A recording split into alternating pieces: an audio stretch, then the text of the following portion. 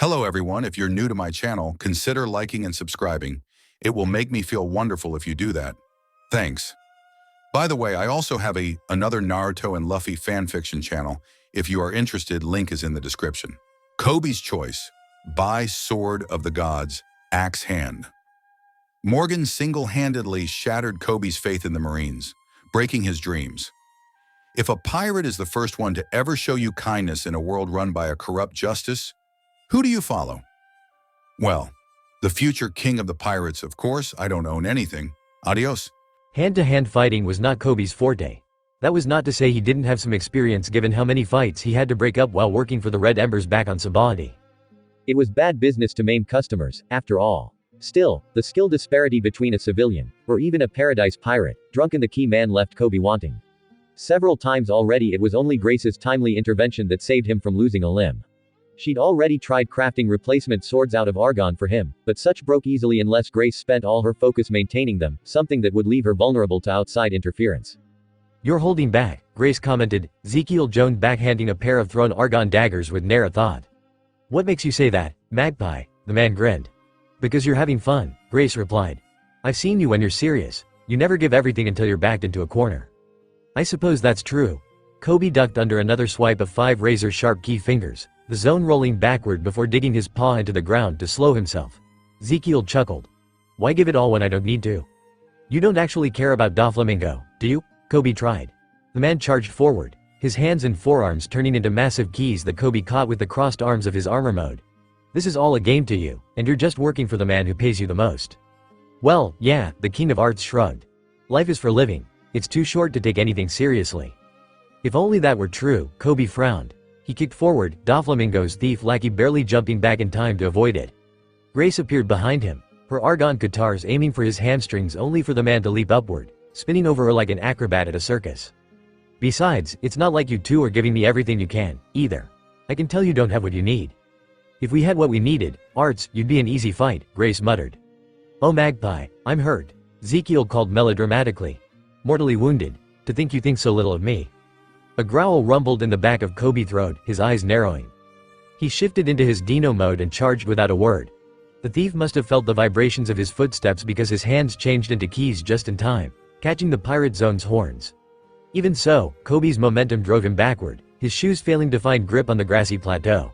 He yanked himself upward, rolling over Coby's crown and back and down his tail, smile gone. Coby turned, skidding to a sideways stop near the ledge. "Were you trying to kill me?" Arts questioned.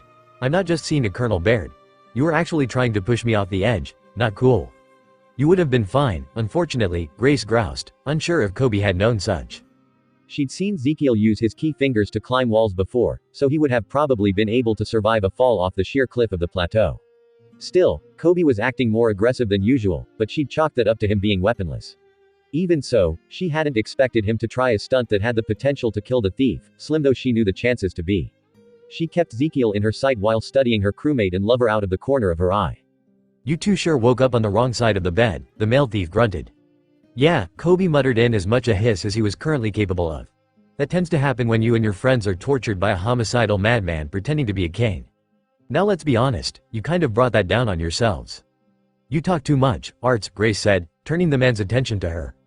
"Can't help it, the sound of my voice." His words died, his hands going to his neck as he gaped. Grace's eyes narrowed, the young woman with her hands outstretched toward the other thief as she pulled the oxygen from the air around him. He dove to the side just as his face began to turn blue, sucking in a massive breath as he rolled. "Not cool, Magpie. Isn't the point of a fight to hurt each other? No, it's for me to have fun while Trable takes the boring job." "Sorry, I didn't know we were here to entertain you, Arts," Grace scowled. "Our crewmates, our Nakama, are in danger from a warlord that called out our captain 2 years ago at Marineford. We don't have time for you. You're no fun anymore, Magpie." "Too bad." Ezekiel only had time for his eyes to widen before Coby's hand was on his face, zone fingers hooking under his chin and cheekbones. Coby yanked from his position behind their opponent, dragging him up in an arc before slamming him down on the other side. The native of Down Under hacked, his hands gripping at Coby's for a moment before he remembered his powers. Sharpened keys stabbed into the back of the swordsman's hand, his instinctive flinch giving Ezekiel just enough leeway to wiggle out of the fingers and roll away, barely avoiding the cocoon of argon that came for him, the man coming up by the 3 previously downed Doflamingo pirates. He frowned, blood dripping from his nose. "You two are pissing me off. You say that like we're supposed to care, Coby grunted. Frankly, after what Grace has told me, I don't give a damn. Did I do something to you? The lackey questioned.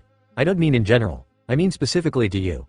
You're acting like, he trailed off, blinking, before a smirk stretched his cheeks. You feel threatened that I've spent more time around the magpie than you have. That's not, no, it is, oh, this just got fun again. I mean, stealing another guy's girl is an art form unto itself. I'm not a piece of art you can just steal, Grace growled. Over my dead body, Coby snarled, pawing at the earth. Then let's, Red Hawk. Part of the castle behind them exploded the retracting arm of the rubber pirate who had yelled the attack name, causing the smoke to swirl back in on itself. 5 colors yarn. What section of the castle that had merely been cracked from Luffy's attack was shredded into 4 strips, the left and right sides of the new hole sliding out where the cracks separated stone from stone. Damn, Ezekiel muttered. I've never seen the bossman so serious as to actually name something. Your captain must have really pissed him off. Yeah, Luffy has that effect on people, Grace admitted. Coby, is he? Luffy's fine, for now, the Rosset answered, observing more than his immediate surroundings with his observation. And we only need to hold out a couple more minutes. Are you suggesting you can outlast me? Ezekiel chuckled. Sure, something like that. We've got the stamina to go a few rounds at least, Grace offered, Coby choking on his own tongue. Ezekiel's nose wrinkled, his smirk dipping. I don't like this kind of banter. He flashed forward, Grace bringing up a shield of argon before she was even sure that was where he would be. His key fingers stabbed into her shield, cracking the purple crystal before hooking behind it. He squeezed. Grace stabbed forward with her other hand, her guitar aiming for Ezekiel's gut. Instead, his torso itself turned into a key, the crystalline blade passing through a hole in a handle. Surprise, magpie, surprise, arts, she shot back, her guitar shattering to line his transformed torso with purple, liquid crystal. Fuck, Ezekiel jumped back, staring at his stomach that he could not change back for fear that would put the crystals inside him, something he did not want when Grace had full control over them. Clever, clever, magpie. Scary, too. You're lucky I don't have my acid. Slasher mode, Needle Kruger. Ezekiel spun, key fingers sparking against bone protrusion as Coby tried to leverage his slasher mode's greater height. With his fingers occupied, Coby brought his whip-like tail around, slashing its barb against the side of the thief's leg. Ezekiel hissed. Alright, he muttered. I get it, no more games. He squeezed, the lengthened nails of Cobb's cracking before breaking off to a 1. The zone pulled back with a hiss of pain, narrowly avoiding the pointed key knee that would have punctured his gut. Ezekiel did not drop his leg, letting the bottom turn into a key before kicking. Latchkey slash. Coby rolled away from the variation of Tempest kick that cut through the air where he'd been standing, the man who had done it spinning around to throw another at Grace. She dove away, the loss of her concentration causing the liquid crystal to fall away and disperse. You're not the only one, Coby yelled, grabbing his tail. 36 caliber Phoenix. Ezekiel flipped back onto his hands, one key leg rising to parry the flying slash upward. He completed the maneuver, smirking. Come on, Bogan, I work for Doflamingo. Did you really think they'd put up with me if I couldn't hold my own? Purple X. Ezekiel spun, a key hand catching the guitars that came for his back in an X shape. Grace grunted, her specialty not being in raw strength, meaning Ezekiel and Coby had her easily outclassed there. You know, this wouldn't be the first time you've stabbed me in the back, magpie, the man said. It would have been the most painful, though. You think this is a bigger deal than that Davichi I took from you? Grace questioned. I thought your pride was the most vulnerable thing you had, considering it's your only thing of value. Okay, rude. Grace pulled back with one hand, stabbing forward with her argon weapon. Ezekiel parried, his attention having to split as Coby charged in from the side. The pair put him on the defensive, moving in to defend each other whenever he tried to get an attack in edgewise. Ezekiel was forced back step by step, shallow cuts covering him one by one. Then Grace made a mistake. She stepped in after an opening he'd left, one Coby had passed on, having sensed it was a trap from his experience. His hand grabbed her wrist, Grace gasping as he twisted her around, simultaneously raising her arm while ducking under it. The twist forced her to her toes lest her arm snap, the man using her off-balance state to throw her. Grace! Coby yelled, trying to smash the offending man with a double hammer fist. Ezekiel dove into his guard, transformed fingers latching around the zone's throat. Coby froze. Easy now, Ezekiel warned, pushing slightly. Coby moved with the momentum, backing up as the thief moved forward. The pirate tensed further when, on one step, his heel found no purchase. His hands rose, clinging to Ezekiel's arm, as the man pushed Coby's upper torso over the plateau's edge. The Rosset shrunk into his human form, not wanting to risk the man dropping him because of greater mass. Coby, Grace called. The man warned as he turned to see the young woman, Coby's feet trying to dig into what little ground he could feel as their opponent pushed him another inch. Careful, magpie. We don't want any happy little accidents, do we? If I had my swords, Coby started. But you don't, the Underian interrupted. You winning this fight now is a Colonel Baird. A mirage you only convinced yourself you've seen. To think, this is the man the magpie pines for. Who said anything about pining? Coby grunted. Ezekiel looked past him, studying the landscape and their surroundings. You know, I've never tried my own hand at painting, but I've seen and stolen plenty of them. I think this scene would make a pretty good one. The lighting, the colors, the drama. This could be classic by a master like Michotello or Donofiel. I'd call it, the death of Trihorn. You're not going to win, we'll see about that. Ezekiel let go, Coby's eyes widening as gravity took hold of him. He fell. Grace screamed. Coby, right now, I have the pleasure of announcing your consolation show since we're canceling your tournament. On behalf of my captain, Straw Hat, Monkey D. Luffy and with an army formed of alliances with former warlord, Surgeon of Death, Trafalgar Law, the new Whitebeard Pirates, and the Revolutionary Army, I hereby declare war on the warlord Don Quixote da Flamingo for all to see. Thunder Soldier's wooden head shot upward at the declaration that reverberated from the snail on the table, said Snail having formerly been offering the play-by-play of the fights in the Colosseum. He and the dwarves with him had been strategizing while he listened with half-an ear. That he no longer had, for Rebecca's match. The dwarves exchanged glances as the announcer on the other end of the snail fumbled for words. Those pirates must be crazy, Leo concluded. The dwarves as a whole were incredibly small and the leader of their army was no exception. He wore mostly green, including a crown-shaped hat and overalls with a red tie. Like the others of his species, he also had a bushy tail and a pointed nose, his tail the same color as his shoulder-length brown hair. A sewing needle rested on his shoulder. Perhaps, Thunder Soldier agreed. However, their timing is impeccable. With them taking the attention of Doflamingo's armies, we will have no better time to strike.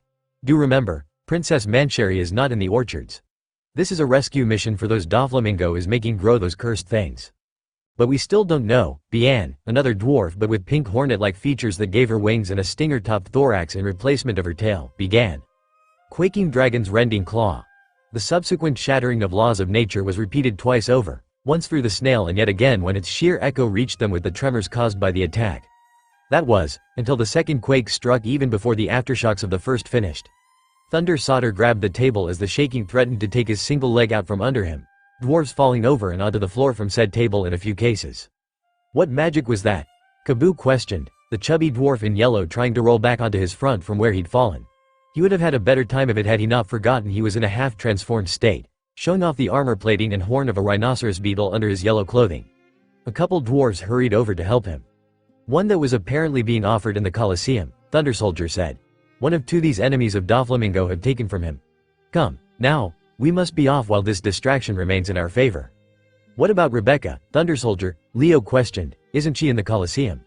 Rebecca can handle herself, Thunder Soldier said, directing his words more to himself than Leo. She's done well without our help these last few years in the Colosseum, so I'm sure she'll get through this fight, too. We can't miss this chance because of worry. Got it, Leo nodded. He turned to his fellow dwarves, raising his sewing needle. Tontata, Doflamingo has held Princess Mancherry captive for too long. He has made our brethren serve in his factory with false promises of her freedom. We will believe nothing his men say. We will put our trust in Thunder Soldier and restore King Riku to the throne, for Princess Mancherry. Yeah, the dwarves cheered. Pink Bee Squad, ready. Bian saluted with two of her forearms, a host of dwarves riding bees behind her. Yellow Kaboo Squad, ready, Kaboo called, his own squad riding beetles. Ground forces, ready. Leo nodded. Thunder Soldier, lead the way. With pleasure. The toy pulled out his very real rifle and slung its strap over his shoulder before accepting a longsword from one of the dwarves, tying its sheath to his waist. He pushed off the table, balancing on his one leg and the rollerblades below, charging down one of the nearby tunnel passageways the diminutive warriors had dug over the last few years. Thunder Soldier led a veritable flood of tiny bodies through the underground, doing his best to ignore the aching in his toy heart. Rebecca, he thought, please, stay safe. This will all be over soon. It didn't take long for the small army to reach their entrance to the groves where the dwarves were being kept, bursting in invitation. Word of the battle seemed to have not reached them yet, overseers and dwarves working as they had for months. Things were different, however, a toy hunched over a table drawing blueprints with a couple of the humans. It was a mechanical dinosaur, a velociraptor though none in the attacking group knew the name, that looked up as they answered. Intruders? It questioned in a robotic, monotone voice. In my factory? How dreadful. Step aside, Thunder Soldier ordered, leveling his rifle in the machine's direction. Release the dwarves from their captivity, now. I cannot do that. You have no authority here. I know you likely do not wish to be here, But I cannot let mercy stand in the way of my country's liberation. Tantata, attack. The wave of small warriors surged forward, a number of guards trying, and failing, to respond in time. Acting under the orders of the contract that had been signed, Rapaz charged in defense of the factory, metal teeth bared. Thunder Soldier fired, the bullet pinging off Rapaz's shoulder. The machine toy leapt, pushing Thunder Soldier onto his back and landing atop him. Its mouth fell, the wooden toy using his rifle to catch the bite that seemed meant for his neck. Rapaz whipped its head back and forth, Thunder Soldier grunting as he did everything he could to keep hold of the gun. This toy was likely a victim just as he was, so he did not want to resort to killing it even if that was the easiest option. Thunder Soldier, Leo called, jumping toward him in great leaps. A human worker tried to block the Tantata warrior's path only to be thrown with the dwarf's immense strength. Leo pulled his needle sword from his waist, stabbing it through one of Rapaz's hands. Before the toy could register what the green-clad dwarf was doing, he had already bounced from the hand to a shoulder, to the other hand, to the other shoulder, and to the ground. Leo ran, his so-called sewing magic pulling the thread he'd put through Rapaz 4 times, first yanking hands to shoulders before dragging the robot bodily to the ground. Security seems oddly short, Bian reported as Thunder Soldier got to his foot, ignoring Rapaz struggling to free itself. What should we do about the trees? Ask the freed workers what they know about them, the toy ordered. If necessary, we may need to destroy them. Bian looked uncomfortable at the notion of killing the plants but turned to find the information he requested. Thunder Soldier studied Rapaz, wondering who they had been previously and what circumstances had occurred to lead them here. Soon, he promised, soon, we will both be free. The castle's security was in shambles, at least by the metric of what Nami had seen before. The battle between Luffy and Doflamingo clearly had a toll on the guards' numbers. She nearly stumbled herself when a powerful wave of Conqueror's haki rolled over the plateau, only Robin's plush nubbins hitting her ear keeping the navigator on track. Half of that haki wave had been vile and disgusting, but half had been Luffy, and Luffy's haki did things to her. Please remain focused, Robin said. Our crewmates could be in dire straits this very second. We do not have time to waste. Right, sorry, Nami nodded, hurrying toward the castle. Several guards had managed to remain conscious, but they had not expected a pickpocket. Sure, Nami didn't possess the raw power or her weapon to take them down and Robin didn't have access to the devil fruit powers she claimed to possess, but her nimble fingers were more than enough to lose their belts, leaving the guards in the dust literally and figuratively.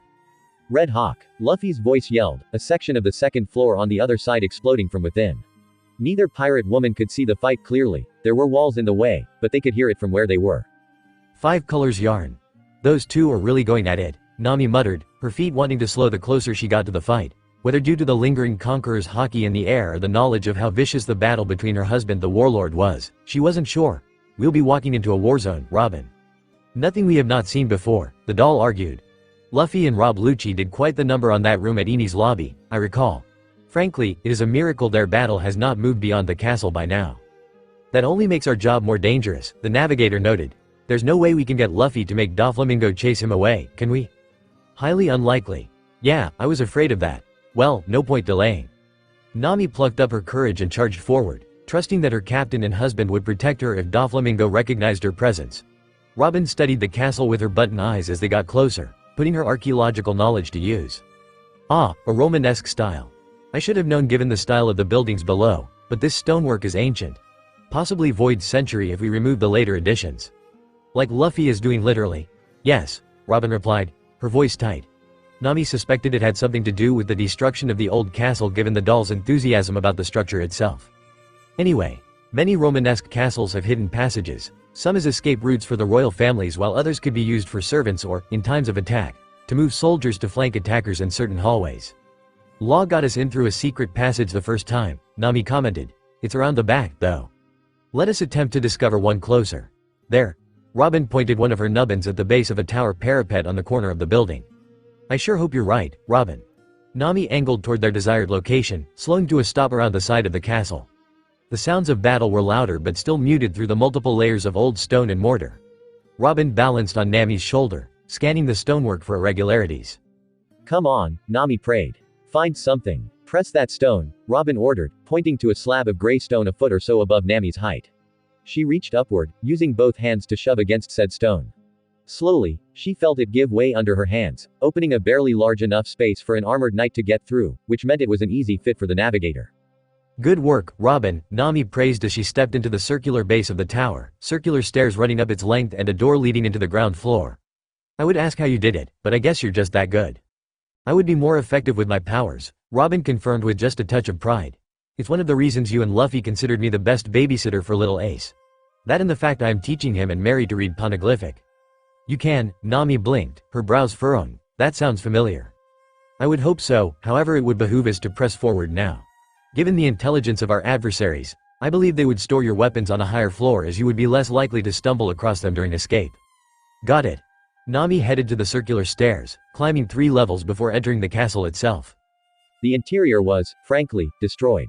There were man-sized holes in most walls as well as large gaps in the floors and ceilings, clearly the result of Luffy and Doflamingo's fight within the walls. Nami almost felt bad for whoever would take over after they took him down considering the repairs that would need to be made. Robin made an audible sound of discontent on her shoulder, muttering dark curses on both captains for the destruction of the ancient building's interior. I can understand Doflamingo's apathy toward his own castle based upon what Law claimed of his personality, but Luffy should know better. I think he has other things on his mind, Nami defended, scooting along a wall to avoid falling down to the 3rd level. Plus, you know how poor his memory is even without devil fruit bullshit seed your argument. Nami and Robin continued through the hallways, only having to hide once when the king of the country plowed through the wall ahead of them. His eyes seemed to widen as he made eye contact with the navigator, the tall man reaching up to point a finger gun at her only for a steaming Luffy to appear, punching him through another wall. Luffy! Nami yelled, her husband glancing back at the sound of her voice, though he clearly kept one eye on the blonde he fought. Give us 5 minutes or so and run. We need to regroup and find out where everyone is. You got it. Luffy vanished, barely avoiding the row of razor-sharp string that tried to take his head off. Nami ran perpendicular. Guessing at room positions from what she knew from maps of other castles, she turned left only to freeze. Standing in the hallway ahead of her was a woman with long, black hair held out of her face with a rose. Her dress was white with purple dots, the sleeveless outfit tight enough around her chest to show off how well endowed she was but fanning out at her hips, violet ruffles making 4 stripes at her hips, above and below her knees, and at the bottom hem. She looked up, brown eyes meeting Nami's, the navigator registering 3 swords and klima tacked in her hands and the satchel around her torso. You, she gasped, hurrying toward the woman and doll as quickly as her high heels allowed. You're the ones I saw, these belong to you. Who are you? Nami asked, defensive. The woman seemed to pick up on this, stopping halfway to the pair of pirates. She raised her hands and knelt, setting Kikoku, Hishokusha, Imono, the klima tacked, and Grace's satchel of paints on the floor before backing away from them. My name is Riku Viola, the younger daughter of the former king. The former king? Robin questioned. What are you doing inside the castle? Should you not be in chains somewhere? Doflamingo, she spat the name like it was poison, forced me to join his crew as his personal assassin. It was the only way to keep my father and niece from being outright murdered all these years like he did to my sister Scarlet. When I came to in the throne room and found Doflamingo gone, I used my devil fruit to see what was happening. I located your weapons for you. She moves as a trained assassin, Robin observed, familiar with her posture given her own experience in such a life. There's a small dagger hidden in her hair behind the rose and another behind the hem of her dress. Please, I want nothing more than to see Doflamingo removed and Dressrosa freed, Viola begged. I don't care what happens to me as long as I can help you.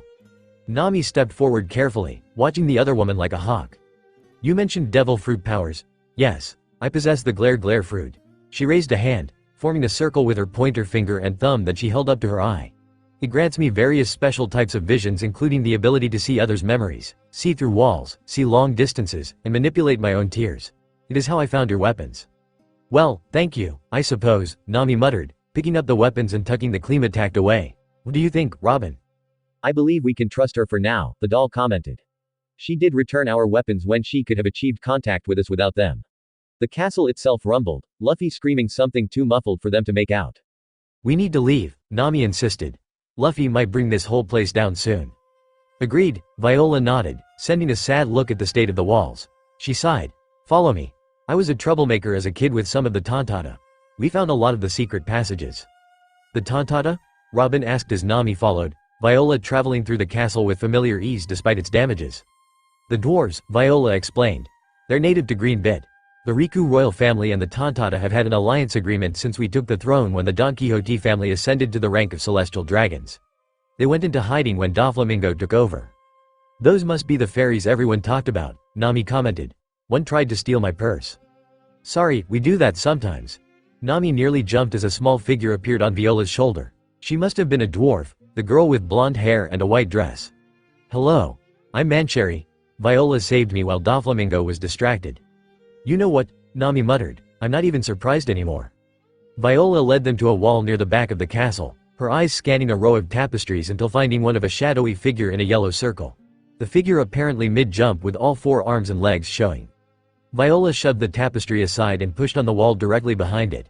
A circular section depressing before the wall rumbled, a thin section opening. Viola squeezed in, having to not only turn sideways but also adjust herself to get her assets through. This was a lot easier before puberty, Viola muttered, letting out a breath as she popped out to the other side. Nami had to do the same, Robin silently glad that she was a doll or else she would be in the same uncomfortable boat. Luckily, the tunnel was not as narrow as the entrance, the royal leading the pirates to the end where a pole led down to the bottom floor. A section of the wall had been blown out, the pirates able to recognize the pink and multicolored hair of their crewmates in battle. How many passages does this place have? Nami questioned, this being the 3rd she'd seen already. Oh, plenty, Viola replied with a hint of wistfulness. Princess Mancheri, hold on. Right, the dwarf nodded, taking hold of some of Viola's hair. The local human took hold of the pole and slid down, spinning a little. Nami shared a look with Robin before grabbing on with her free hand, Robin doing her best to help the navigator keep hold of all 3 of the swords she carried. Let's get these back to Coby and Grace, she said as she hit the bottom. That door is this way, Viola insisted. Come on. The stands had filled with fighters, half dressed in the tan of Doflamingo's lesser crew and the other in the traditional armor of the Dressrosian army.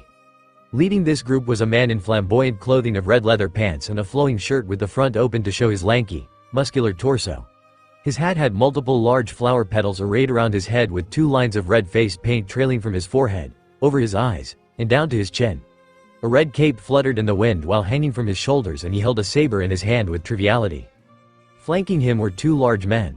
The one on the left was dressed to resemble a baby. His shirt too small, a diaper around his waist, a bonnet on his head, and a binky in his mouth. None of this matched the disdain on his face directed at the pirates and fighters below. The other was blonde with a bushy beard and long hair. He was a very rotund man with the hair of his chest, arms, and legs clear to see around his swirly patterned white-on-red outfit. He wore a pointed cap upon which was printed the Jolly Roger of the Don Quixote pirates, the same symbol tattooed on each of his large arms. Attached to the back of his outfit was what appeared to be a platypus tail, or something very much resembling one, and on his back proper was a metal shield. Oh no, Rebecca muttered. That's Diamante, the head of the Colosseum, and with him are Senor Pink and Macvis, 2 of his officers. They're some of Doflamingo's strongest warriors. Oh, good, Sanji grinned. Then we don't have to go looking for them. Luffy's already fighting Doflamingo and Mary got to announce the war, so let's get this started. Diamante wasted no time, raising his hand to order the pirates and marines around them to fire. Clearly, he had missed the first time they tried that, or possibly believed that with the reinforcements he'd brought that they made up for the difference. It didn't matter. Bartolomeo threw himself to the U while the revolutionary repeated his action from before. Barrier wall. Quaking dragons shaking wall. Countless bullets impacted the respective walls, each doing equally little. Those blocked by Bartolomeo on the side closest to Diamante simply bounced off, falling to the broken chunks of the arena or into the water. Those on Sabo's side cracked the air with each impact until his barrier looked like a sheet of ice. Only when the gunshots were replaced with the sounds of clicking pistols and muttering attackers did the scarred blonde let his grin widen. Buckshot wave. Hit the deck. Wallace Wood ordered from his precarious position propped upon a protruding piece of splintered pavement. Several Marines, mostly those directly under his command, and a few pirates dropped, hiding behind the stone backrests of the Colosseum seating. Those who did not, however, never got the chance to regret it. Sabo's retaliatory attack was both indiscriminatory and merciless, all their bullets returning to sender all at once. Doflamingo's reign of terror ends today. Riku Doldo III yelled, the sound of his voice causing a number of Royal Army soldiers to stiffen. Over a decade ago, Doflamingo used his position as a celestial dragon, as a descendant of Dressrosa's original royal family, to force me to beg for money to buy my country, and when I did, when the good people I had given my life to serve heeded my call, he took control of me and forced me to slaughter them as a puppet. I'll not leave him in power an hour longer. To hell with his rights. To hell with the warlords. To hell with the world government if need be. Dressrosa will see her freedom. Whine, whine, whine, Diamante sneered. Bitch, bitch, bitch. You're nothing but an old fossil clinging to your glory days.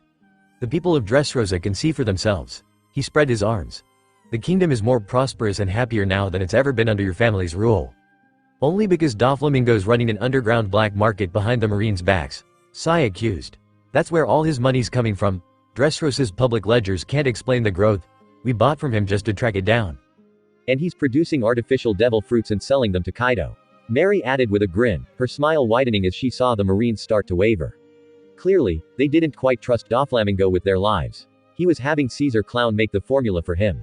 Preposterous. A Marine, a vice admiral based on the jacket, cape and hat he had donned despite his otherwise gladiatorial outfit. Rebuffed. We regularly audit our warlords who remain in one location. Right, like he would actually show ya, Jin snarked with a roll of his eyes. More than likely, any who stumbled upon this information were subsequently erased as I was for a time, Kinnaman commented. As a toy, not even Kanjuro seemed to recall I existed, much less was present within the tunnels. It's scary as a toy, Boo agreed.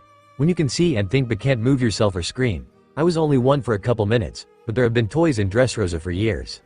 Hey, Marines. Mary called. How about this? You back off so we can fight the Flower Nightmare and his fashionless squad here. She gestured to Diamante, Senor Pink, and Macvis, all of whom seemed to take offense to her comment, and then you can fight the winner, yeah? That might not be a bad idea. Wallace Wood considered only to feel a chill up his spine. He turned slightly to see the disapproving glares of his superior officers. Ahem. Why you fool. We shan't succumb to such a scandal. Salacious. Yes, such salacious suggestions. We Marines must maintain immovable morals no matter the malevolent machinations of malignant minds. Well, I tried, Mary shrugged. Sorry boys and girls, looks like we've got a war on two fronts. Leave the Marines to us, Sabo suggested, Koala, Hack, and William all readying themselves for battle. It's what the revolutionaries do. Audibly, Wallace Wood whimpered. Get them, Diamante ordered. Pirates and army personnel descended on the group, the members of the Crescent Blades charging William D. Chapston specifically. Katerina Devon seemed to ripple, her form vanishing in the chaos. Macvis jumped from the railing and floated over the group, only for him to suddenly fall. Be crushed, Tun. Master uppercut. If not for the force to his face, the blonde's eyes would have widened as another blonde jumped upward, her 10,000-kilogram fist threatening to break his jaw with localized force and armament hockey compounded by his own momentum. Amy grit her teeth as she felt the bones in her hand pop, on the verge of cracking and only saved by the density they now had and the strength of her manifested will. Macvis spun, his arms flailing, before he crashed into a piece of debris that flattened under his weight. This one's mine, the woman yelled, landing as light as a feather. No one gets to rip off my shtick. Especially not some ugly whale. Die, you has been king, Diamante ordered, launching ahead of his army, sword primed to skewer the former ruler. Riku's eyes widened, his hands reaching for a sword he no longer carried, as the man who had killed one of his children now aimed for his own throat. Barrier. Green filled the visions of both Diamante and Riku as Bartolomeo stepped between them, fingers crossed. The Doflamingo pirate's sword struck the devil fruit-born wall, the divide rippling in a way the former crime boss had never seen before. Still, he didn't let his fanged grin waver even as sweat beaded on his brow. This guy's important to the Straw Hat Pirates. You'll have to go through me to get him. Why go through when I can have someone go under? Diamante replied. Bartolomeo's eyes widened as a hand splashed out of the ground, grabbing his leg. It lifted and threw him, his barrier wobbling before falling as his concentration broke. Senor Pink swam from the broken flooring, graceful as a seal, gnawing on his pacifier. You fight us with me now, he muttered. And that leaves us, Diamante said. His grin widened further as Rebecca, still armed, stepped before her grandfather. Oh, how precious. Now I can boast killing 3 generations of the same family. We will not allow such. Kinnaman and Kanjuro crossed their swords before the pair, the latter holding his paintbrush scabbard in his offhand. Aizu's guns clicked as he, too, took aim for the Don Quixote commander. Good leaders are to be venerated, and you and your captain have dethroned such. We hold special contempt for your ilk. You can't really think you have a chance against me, Diamante laughed.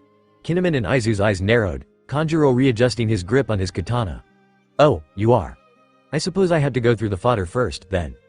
Get the kid, pirates and marines yelled, charging through the burgeoning battle toward the toddler known as the Heir of Chaos. Before they could reach, however, massive Venus flytraps sprouted from the floor below them. They screamed, being nearly engulfed completely by the plants. No one gets near Ace while I'm around, Usopp swore, firing a seed for bamboo javelin behind him without looking. He scooped Ace into his arms, ensuring the boy wouldn't get lost in the chaos. Oh, Uncle USO, point me at them. I have an idea. Sure. Ace breathed in deeply, his cheeks bulging as smoke started to drift from his nostrils. His cheeks remained bulged as he spoke, his teeth trying to keep his fire inside until the right moment. Where Super Uncle Sabo had his whole, quaking dragon, thing, he'd do something similar. Fire dragons roar. Pirates and marines screamed in panic, a giddy laugh rising from Usopp as he used his captain's son like a flamethrower. The sphere of ice floating in what little water from the moat remained cracked, a panting Monet rising up from where her wings has encircled Sugar. The little girl, who was, in actuality, the elder of the two, shivered as the incoming rush of air tears ice. That was close, Monet frowned. She couldn't usually make ice. Her fruit was not as strong as the former Admiral Aokiji and needed ample water or her own body for such, not just what was in the air. So it had taken a lot of focus as a bit of luck to pull that stunt off. Her eyes narrowed at the pirates whose mere presence had put both her and her sister in such jeopardy, said pirates now in battle against her own crewmates.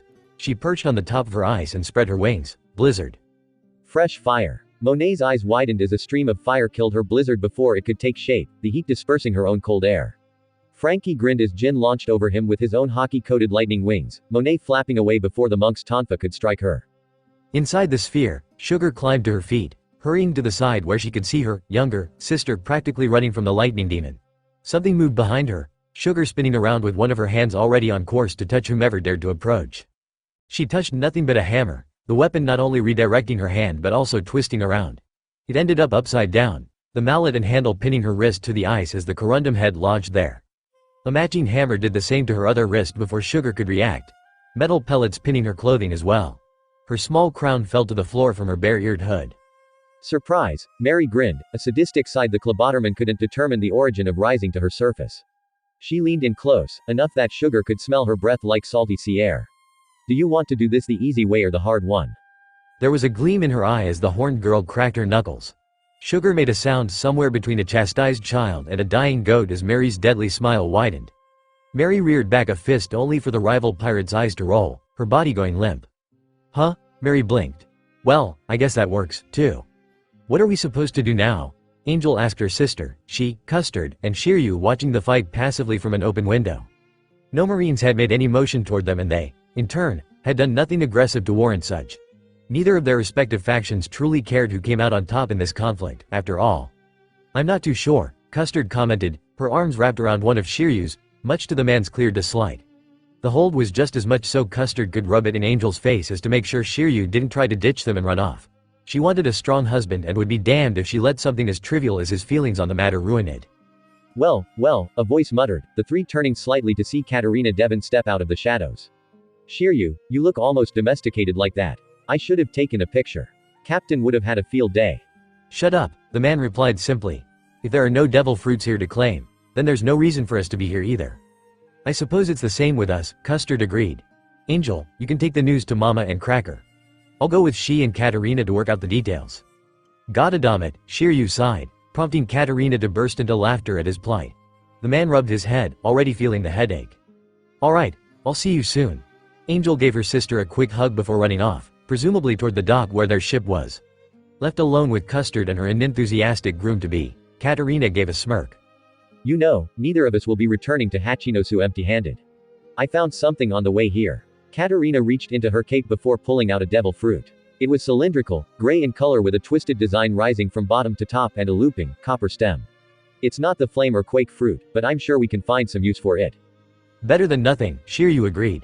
Let's get out of here. You know, I've never tried my own hand at painting, Ezekiel commented, but I've seen and stolen plenty of them. I think this scene would make a pretty good one. The lighting, the colors, the drama. This could be classic by a master like Mishotello or Donofiel.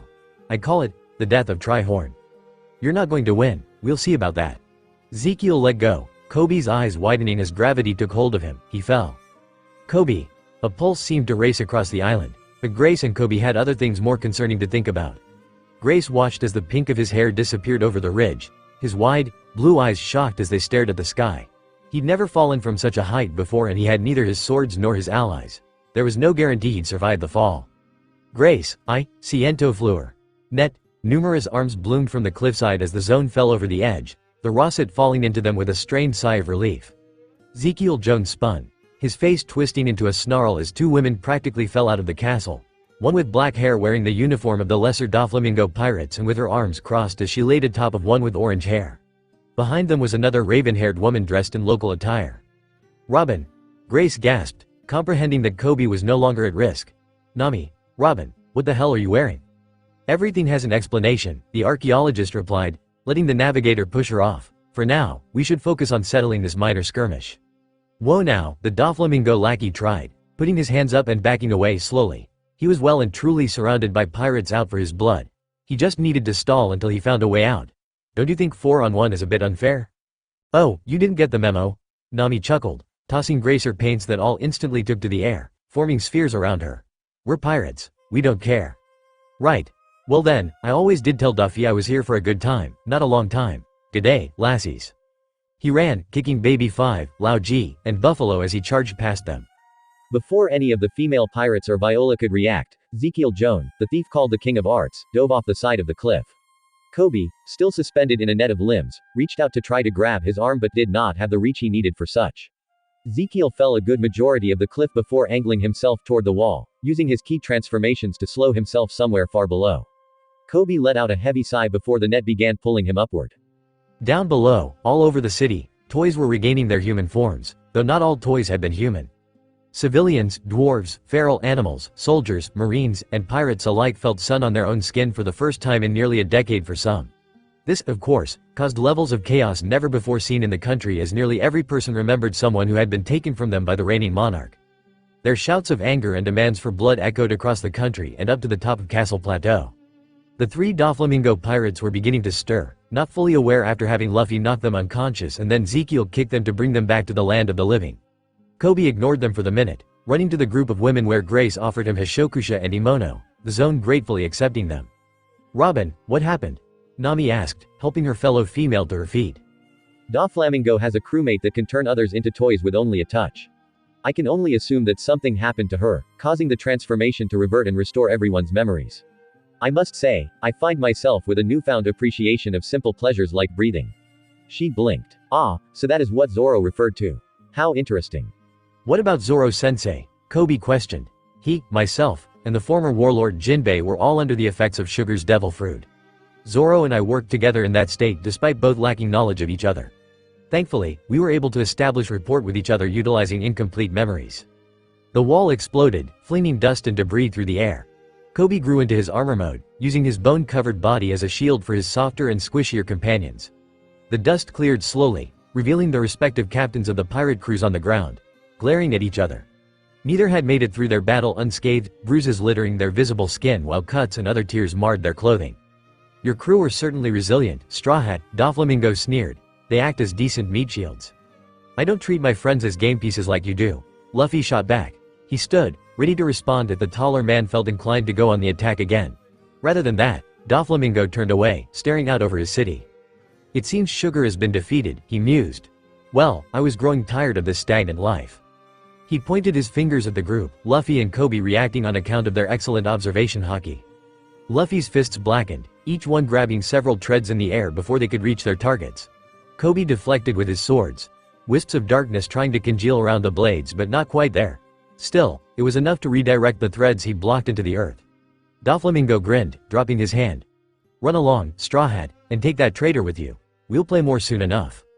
Luffy stared but Nami and the others decided to accept the terms. His wife reached forward, setting a hand on the captain's shoulder to pull him back. Even then, he never let his eyes leave Doflamingo, something that each of the others did in half measures themselves. As he let them leave, today was too fun to let it end so soon. After all, Doflamingo turned to his minions that were still getting to their feet. His smile dropped. Did you three have a nice nap? He asked. All three freezing as cold chills ran up their spines. Instantly, Lao Ji ignoring the screaming and cracking of his joints, the trio prostrated themselves before their captain and king. Why you're HHH. The stuttered. Stand up, the celestial dragon ordered. We have more games to play. It seems most of the action is happening in the Corrida Coliseum according to my observation. Go there and help Diamante and the others. But Captain, Baby 5 began, studying the destruction of the castle. What about Law? He's been crippled, the blonde waved. Besides, I already have someone handling that. You three have your orders. Go. The trio ran for the cliff, Buffalo jumping first and activating his devil fruit powers before the other two landed on his back. Doflamingo watched them go for a minute before letting himself go, a deep, full belly laugh echoing from him. Now this is entertainment, sometime before. Boo-hee-hee-hee, Trable laughed, his goo flinging debris off himself. Civilians scurried away from the site, even the owner of the building which he'd just plowed into unable to do more that. You must think that just because some of your friends got away that you're going to win. Too bad it's never turned out well for anyone before. Clearly, you don't know what the Straw Hat Pirates are capable of. Zoro the knife-wielding gorilla plush replied. Trable swallowed a laugh, finding the whole situation rather amusing. It was not every day one was threatened by a toy and a skeleton, after all. Then again, this was the new world. Still, the skeleton was new. I quite agree, Brook nodded, slashing Soul Solid through the air as if he had muscles to warm up. I may not recall what Zoro claims to be capable of, but if he says he is the true first mate to our captain, then I know we have nothing to fear from the likes of you. You're all going to die, Trable reiterated, slowly and painfully. And that's if you're lucky. The unlucky ones will go to the Marines and be tossed and impelled down, or worse, Luffy takes a personal iron. He grinned a sick grin. He's merciless. The last one lasted a month. Too bad his reign will end today, Zoro said, charging forward. Trable expected such speed from the toy now that he'd seen it before. The only fleshy man whipping up one of his hands. Sticky goo rose at his command, hardening enough that Zoro's Kochu scraped against it. He growled, black mist forming around his lone blade. Do not think yourself victorious, Brook warned, using his lighter body to speed around the obstruction, his own sword stabbing forward. Trable squealed as the blade punched through his cloak several times over, aiming for non-vitals. Indeed, this battle is over. Sure, for you. Apparently uninjured from the attack, Trable reached forward with a hand, grabbing Brook's neck vertebrae with his goo. He whipped around, flinging the screaming skeleton. How dare said skeleton not have a windpipe to throttle, away. Brook didn't go far, however. Zoro appeared under the partially realized attack. Kochu coated in a distinctive black sheen. It sliced through the goo like butter despite its rough edge. Trable's eyes widened, the man scurrying backwards as the toy landed. There was an uncomfortable gleam in the gorilla's button eyes, one that promised pain for the devil fruit user. Sticky land, teal tar. Goo practically exploded from the man in a wave, a wall of pale blue speeding toward the pair of inhuman pirates, the sheer force and power of the wall causing the buildings nearby to crumble upon contact. Zoro grunted, slashing upward. The cut of air was black, splitting the sticky man's attack vertically, leaving the toy and the skeleton safe in a thin strip of clear area even as everything on either side was painted blue. Trable's eyes narrowed, the man's hands reaching forward as if to grab the goo. He pulled his hands together, the slime surging in toward Zoro from all sides. The winds of hell blow as cold as the chill of death, Brook commented, the surrounding temperature plummeting. Trable gasped, his breath coming out in a visible puff, as all his goo was frozen. What? The man stammered. Impossible. Nothing is impossible. Brook responded with his back to Zoro's own. As much as their size difference allowed. His expression as satisfied and mocking as a skull could be. Soul Solid slid back into its sheath. Especially not for the Straw Hat Pirates. Luffy is the man who will be king of the pirates. Zoro picked up, slashing with Kochu twice. Each swing produced enough armament hockey-laden force to shatter the frozen goop on each side. Zoro would have grinned if his toy face were able to. It was clear all his training with Jin had paid off. Compared to that, what's the tyrant of a small country? Quit speaking nonsense. Trable screamed. Luffy is 100 times the man your captain could ever be. He's the only one who could ever hold this world in the palm of his hand. The Doflamingo Familia will not be outdone by a tiny group of pirates from the east. Keep telling yourself that, Zoro said, the smirk evident in his voice. We've heard it all before. Then this is where it comes true. Trable stomped, launching himself into the air with a pillar of sticky goo. He raised his hands, that same pale blue covering his fingers before he threw them downward, sticky meteors. 18 caliber swarm. Zoro decided to take a page from his student's book, slashing Kochu through the air to produce multiple attacks. Each one impacted one of the goo meteors, causing the sticky projectiles to split. They impacted the buildings around their battlefield with a horrific slurp sound, two of the buildings not able to withstand even the viscous liquid state of the goo. Zoro, Brook called. The toy didn't need to respond, instantly lifting the dagger he wielded so the skeleton could jump off the flat of its blade. Trable's eyes widened as Soul Solid aimed for a tighter cluster in the center of his chest. Auto-bait right-hand strike. Trable crossed his arms and hardened the goo of his sleeves, but it wasn't enough to fend off the rapier completely. He hissed, the blade lacerating his hands and arms even if his defense protected his chest. The force sent both fighters back, Trable hitting the ground with enough force to knock the breath from his lungs. The green gorilla plush stalked toward him, Kochu scraping on the ground behind him. Trable tried to flee, backing away. Something thrummed in the air, almost as if pulse raced across the country. Zoro began to glow, his plush body starting to deform and grow larger. Trable's eyes widened. No, he hissed. Sticky whip. Too late. A katana slashed forward, cutting through the whip along its length. Trable pulling back with a cry as the flying slash bit into his hand as well. Zoro stepped forward, now returned to his human form, Wado Ichimonji in one hand and Kochu in the other. Looks like the jig is up. Shit, that stupid brat, the man growled. I hope she died or I'll kill her myself for failing Luffy like this. I do not believe you have time for such plans, Brook pointed out, stepping up to stand beside the green-haired swordsman. Wonderful to have you back, Zoro. Good to be back, Brook. Well, I guess this means you'll get to die in your own body. Traybull yelled. He wasn't a fighter, but he'd been in enough scraps to know he stood no chance against the pair of swordsmen before him. If he had any hope of getting away, he would need to distract them long enough to run. Throwing caution to the wind, he charged, spinning to fling his coat at the pirates. Sticky surprise. One sword style. Death Lion Song. Traybull froze, Zoro appearing behind him. The man had placed Kocho in his mouth, his now free hand slowly sliding Wado Ikimonji back into its sheath. With the click, Traybull felt himself split at the waist, his upper body falling to the earth. He gasped for breath, staring at his legs, his emaciated body that he'd always hid in his sticky coat now in the open air for all to see. And no, he stuttered, trying to grab the goo of his coat. It would not heed his call as it always had, his vain struggles lessening. Duffy, I am sorry, save me, he went limp, blood staining his coat. Was that truly necessary, Zoro? Brook asked, stepping around the warm body of Doflamingo's right-hand man. Will this not enrage Doflamingo more than our simple resistance? An enemy who lets their emotions control them is an enemy easily defeated, Zoro replied. He studied the dagger in his hand, noting that it had seemed a lot bigger when he was a toy. He had no use for it now, though he could wield it effectively, thank you very much, but it was still a named Wano blade. It would not do to leave it. He carefully tucked it into his haremaki, ripping away the clothes he'd stolen from a Doflamingo grunt before the debacle in the toy house. Besides, we didn't have time to screw around with this clown. We don't need him getting back up for round 2 later. I suppose that's, the ground rumbled, the entire island shaking as a hulking figure rose on one side of the island. Brook gasped. That's near the docks where Sunny is. What in Terabang we need to go? Zoro turned, running the wrong direction down an alley. Zoro, wait. It's this way. Thunder Soldier felt the change before it began, a heat burning through his body in a way he had long since never expected from his animate but barely organic form. He grew taller, the sudden shift of his balance causing him to fall off the roller skates he had learned to use to get around quickly. The dwarves nearby jumped away as the general they had all come to trust was surrounded by a faint glow that obscured his body. At the same time, that same glow covered Rapaz, the robot gasping in a clearly feminine voice from where she, was still pinned to the ground with Leo's string. Thunder Soldier. A number of the dwarves called, the former workers and tied-up humans watching the transformation in shock. For the first time since Doflamingo's arrival, the gladiator took a proper breath. He was tall and muscular, his human body having apparently been frozen in time during his stint as a toy. His hair was black as the night, wavy hair rolling past his shoulders while a trimmed goatee sat upon his chin.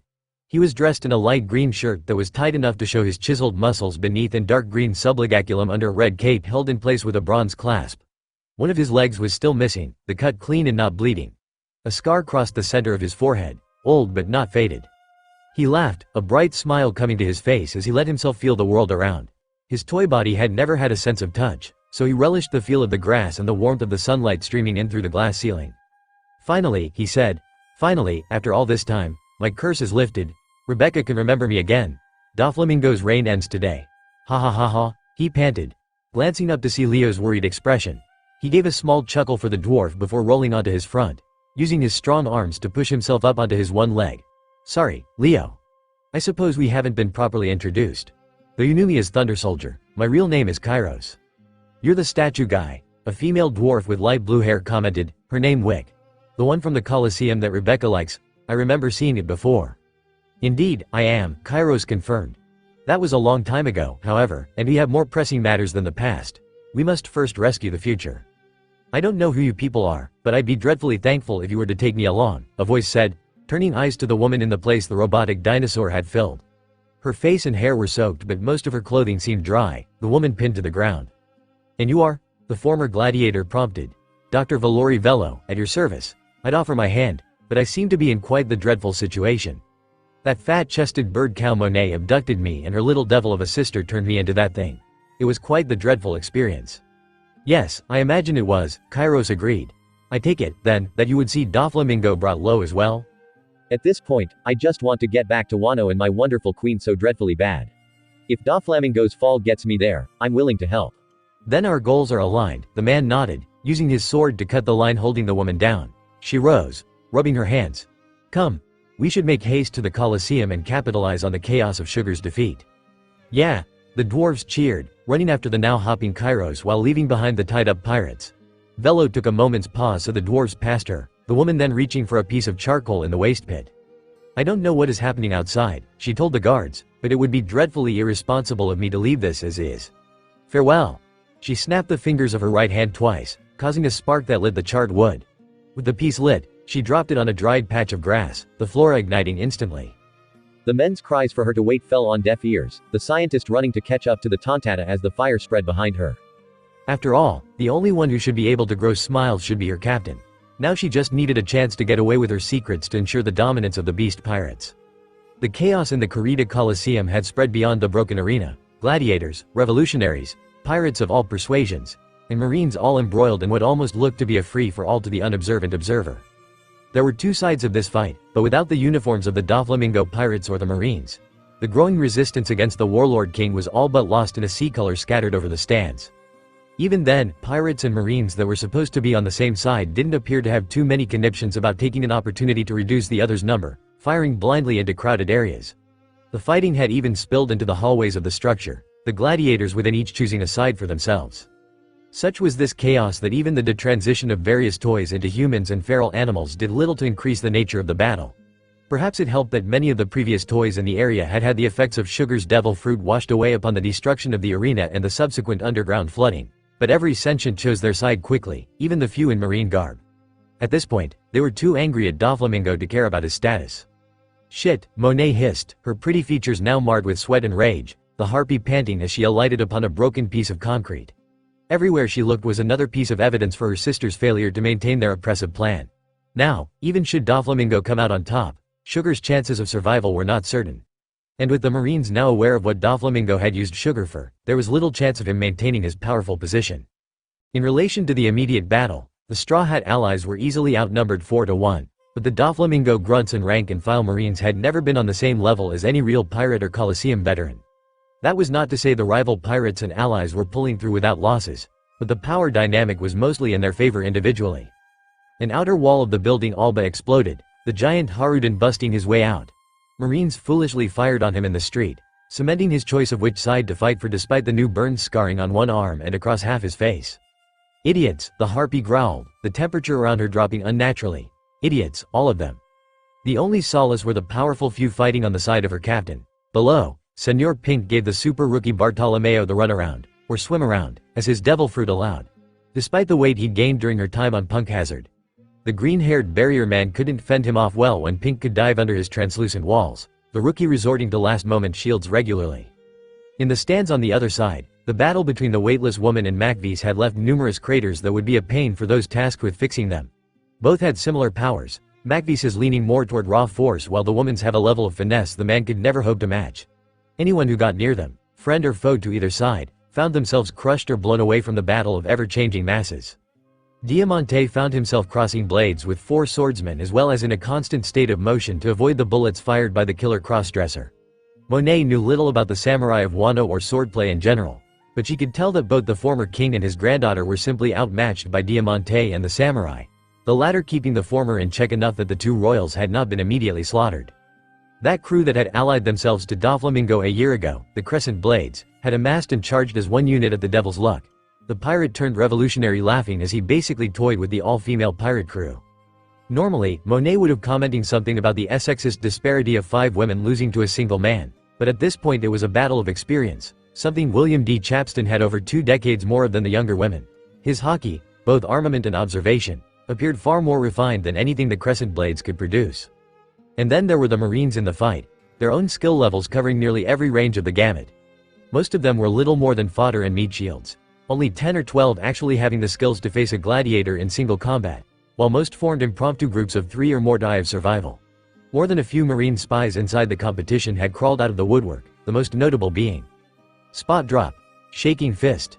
Vice Admiral Dalmatian's foot stopped 6 inches from Sabo's fist, the air between them cracking unnaturally as the pair growled at each other, their hockey causing black lightning to flicker. Dalmatian was a tall man with the dog fruit. Model Dalmatian, yet another piece of evidence that some divine creator, be it the mythical Goda or otherwise, played with the fabric of their world. In his hybrid form, the top half of the Marine's head took the appearance of his namesake, floppy ears and all. Otherwise, he was a buff man with a broad chest, gladiatorial clothing hiding little under his marine coat. On their other side, Lieutenant Commander Drake and Vice Admiral Maynard, two other marine plants, faced off against Sabo's companions. Both the girl and the fishman managed to keep the Marines on their toes despite the men's best efforts to end their fights quickly, the revolutionaries trading opponents at the drop of a hat with their combination fishman karate. Both the vice admiral and the lieutenant commander were showing themselves to be dangerous allies even with the trouble. And then there was Wallace Wood. Dialogue, he yelled, slashing down with his hands to throw 4 rocks he'd picked up with his float powers into a group of gladiators, the impromptu projectiles almost forming quotation marks with their speed. The attack did little more than get their attentions, the man squeaking and running as they gave chase. Sirs. My sincerest sorry, SSS something else that starts with S, sorry. Frankly, Monet was surprised he hadn't died long before this. The devil fruit of the late Shaki the Golden Lion was wasted on such a weak moron. Most of the rest of the fight was an incomprehensible melee between the rest of the assorted forces, the present Straw Hat pirates cutting swaths through their foes. For her to interpose herself, even the attempt to do so, would likely end with her unconscious. Sorry, Doflamingo, Monet muttered, making her decision. Looks like sugar and I won't be much help. I'm sure you'll understand if we retreat. The harpy spread her wings and jumped, diving down toward the battle. She caught herself at the last moment, flapping her wings with a burst of chilled air that frosted a number of marines and gladiators. The green-haired woman moved with the air currents, narrowly avoiding attacks and barrel rolling between fighters with her eyes locked on her goal. She swooped into the open sphere of ice that had protected her and Sugar when the tunnels flooded, locking her talons around Sugar's arms as soon as she could. With a heave, she pulled her older sister from the ice and took to the sky. The entire island shook, Monet glad she was in the air when it did so. She flapped, climbing higher where she could see a massive figure rising by the southern docks. The harpy angled her flight, deciding that was likely the best bet for her and Sugar to escape. Hey! Usopp yelled, ignoring the literal belch of flame ace used to singe off the eyebrows of a charging marine. The bird woman's getting away. I'll go after her, Jin replied, slamming his tonfa into the ground, a surge of electricity shooting out from him in a circle to paralyze all the men around him. He backhanded them with his hockey-coated wings before flashing upward, using the lightning constructs made physical to lightning travel from outcropping to outcropping, chasing the snow woman.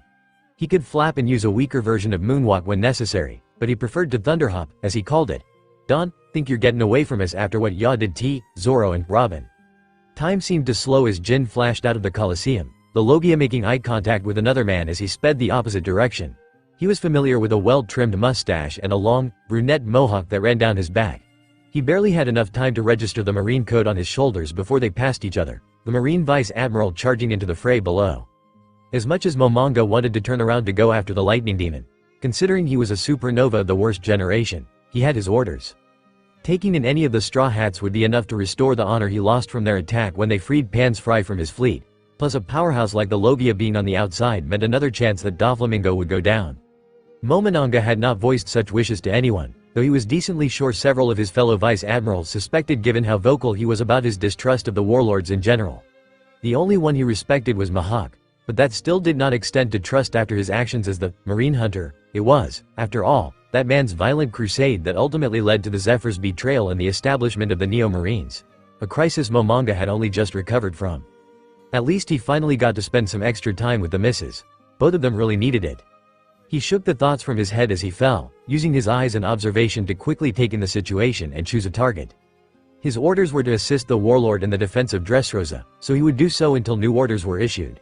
His eyes quickly picked out several figures he recognized from his first interactions with them weeks ago, those being Blackleg, Sanji, Ghostship, Going Merry, Spring Wind, Kaku, Weightless Woman, Amy Pallant, and the Monster Doctor, Tony Chopper. Hardening his heart, he fell on a coalition of the first three, the man drawing his subo and falling on them, sword primed. Demiurge down. 2 swords intercepted his own, the narrowed giraffe eyes of a marine trader glaring back. Momonga may owe his life to the compassion of the Tri-Horn and the Monster Doctor, but he owed nothing to Spring Wind. We meet again, Momonga, Kaku said, digging the soles of his shoes into the broken flooring. How's the wife? You didn't tell me last time.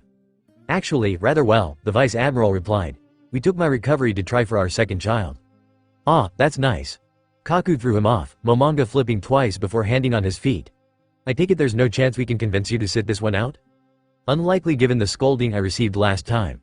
The Marine readjusted his left-handed grip on his sword, his right primed for a finger pistol or to catch any attack. He did not seem particularly embarrassed to admit his boss's reaction to his shortcoming.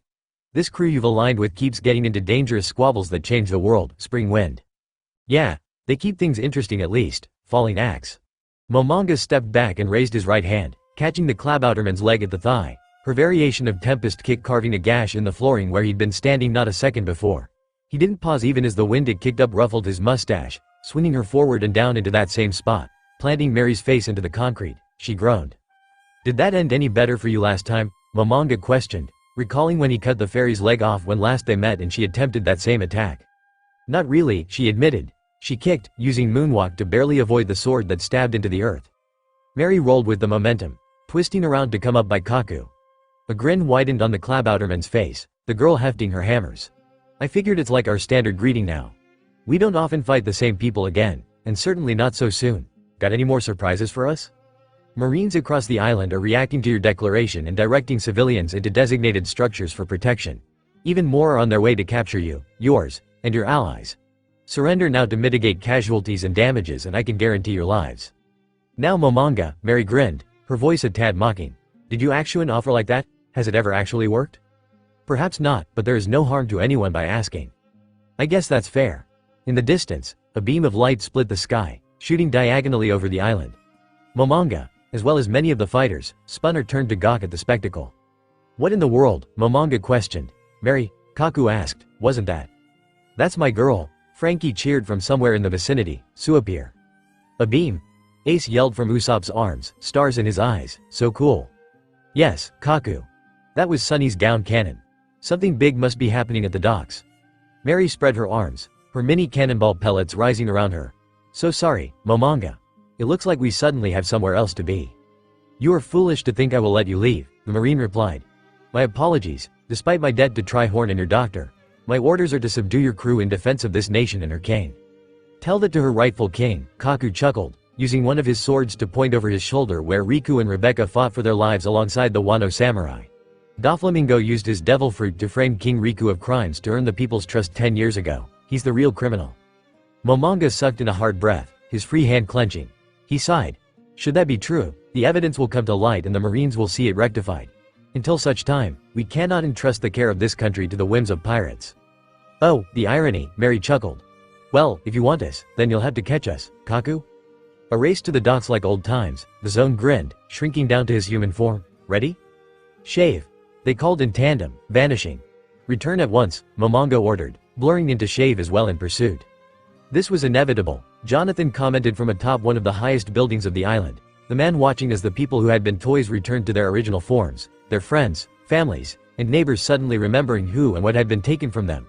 Kokoyashi, Alabasta, Gecko Moria, Shiki the Golden Lion, the Neo Marines. It seems, as per their track record, the Straw Hats have uncovered some wrongdoing that will mar the Marines' reputation. Yes, quite disappointing, Fujitora agreed with a sigh.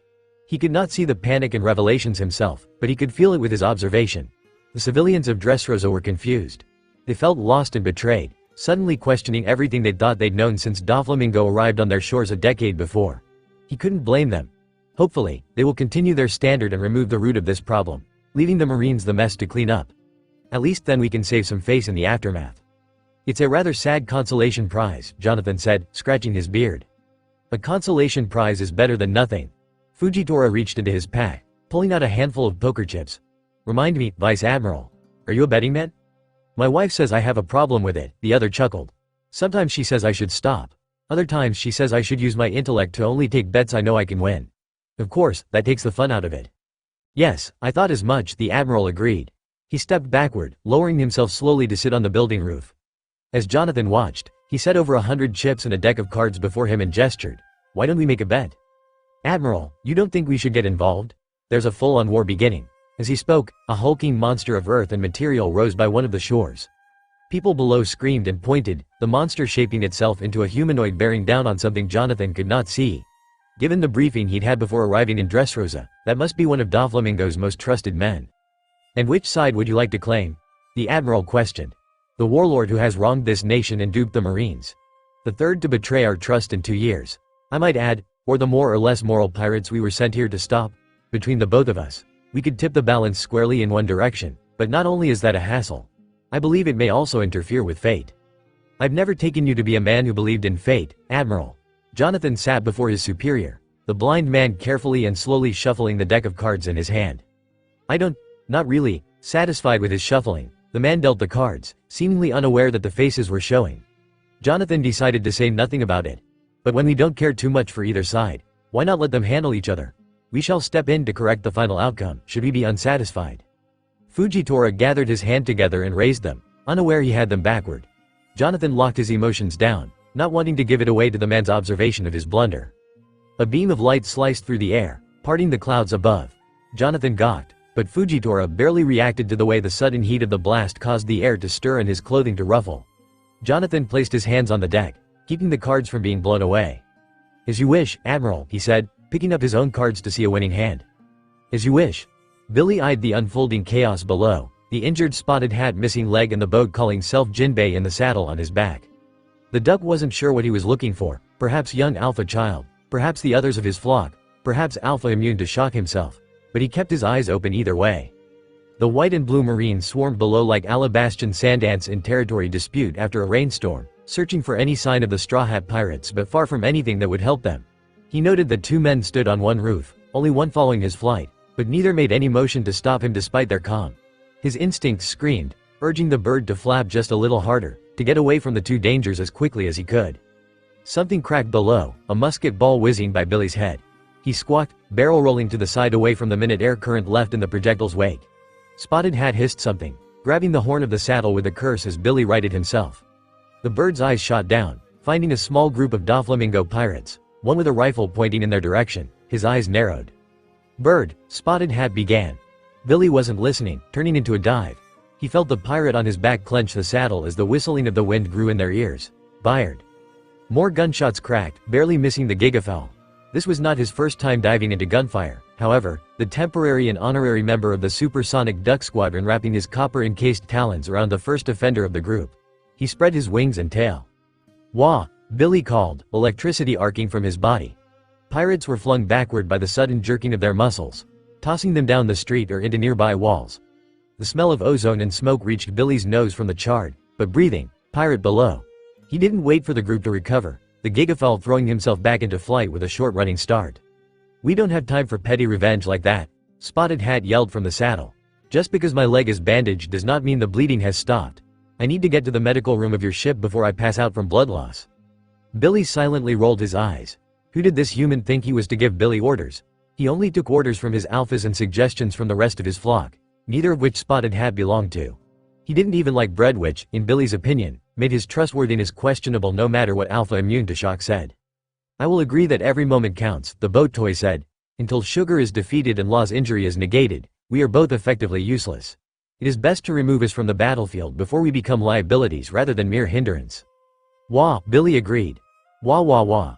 The rest of the flight was more or less silence, if one did not count the growing panic below as word of the Straw Hats declaring war on their king spread. Billy wasn't sure why the flock inspired such fear considering they hadn't been to this place before, much less wrecked it, but he supposed this was that propaganda stuff Blue Alpha Princess told him the coups carried to the world. He'd never read any of it himself. Only Captain Karoo could read out of the ducks and camel. But female Alpha Call Shock always seemed to get mad at the papers despite still paying for them. Whatever was written must be why the humans below felt such fear. Finally, the southern docks came in sight, battle evident on the shore. A group of Marines, Doflamingo pirates, and several toys stood on the shoreline facing Nest That Floats, most of them screaming and running as the Nest ferry fired another volley into the island. "Rahahaha," she laughed, clinging to the rigging with one hand as her other waved over the assorted attackers. "Just 'cause my crew isn't here doesn't mean I'm defenseless.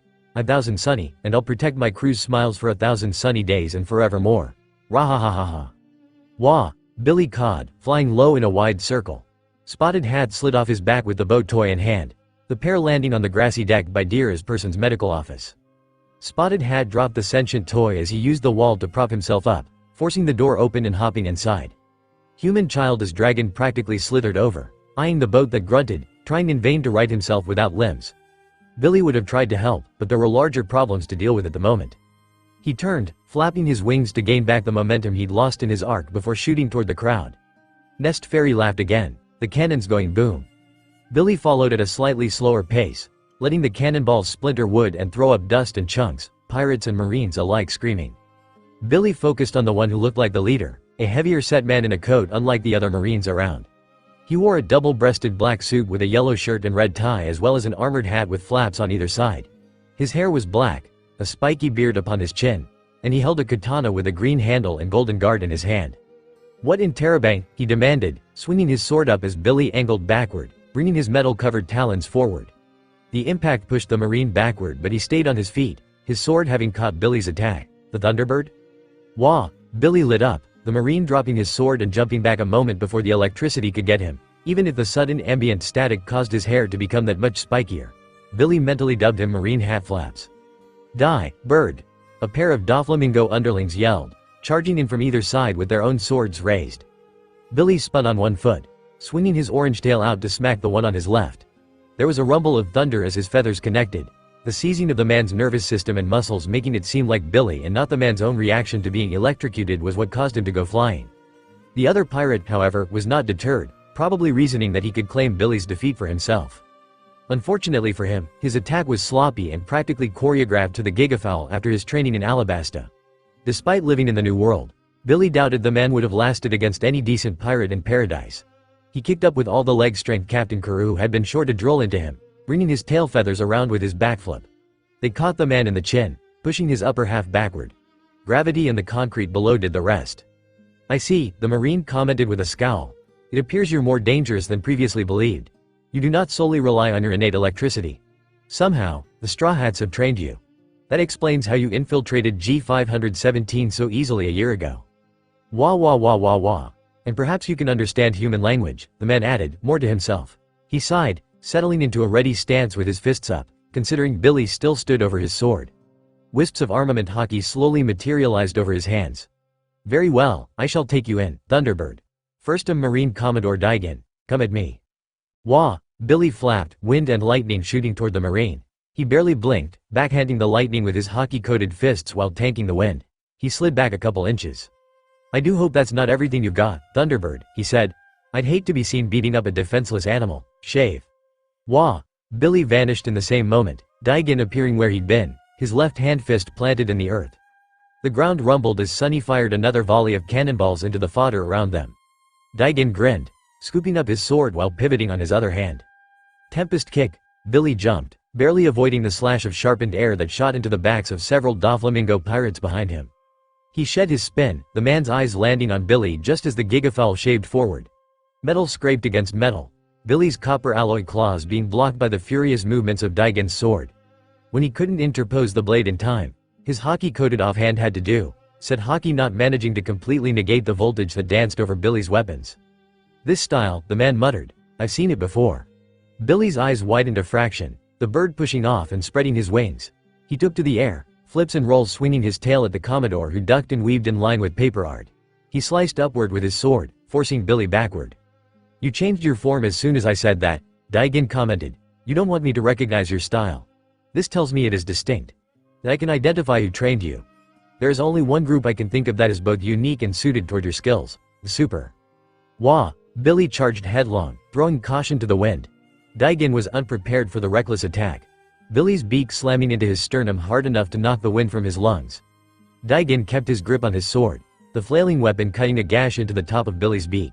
The bird cried out in pain as the Marine rolled back to his feet, his free hand's fingers digging trenches into the earth to slow him down. "I see," he grinned. "Command will want to hear about this." A pulse nearly shook the air, the nearby toys beginning to glow. "What?" several Marines questioned. "Who's doing that?" one of the pirates wondered aloud. "Rahaha," Sunny laughed, suddenly understanding the posters and photos in her hull that hadn't made sense. The forgotten return. "I can move again," a voice called from the deck of the Sunny, a wide, blue figure stepping up to the railing. Daigen stared in horror over Billy's shoulder. The fishman was dressed in a kimono under a black cape, the kimono decorated in wavy green patterns with highlights of red embroidery. "Luffy should remember me now, too." "A former warlord?" Daigen gasped. Sensing something coming, Billy took to the air and flew high.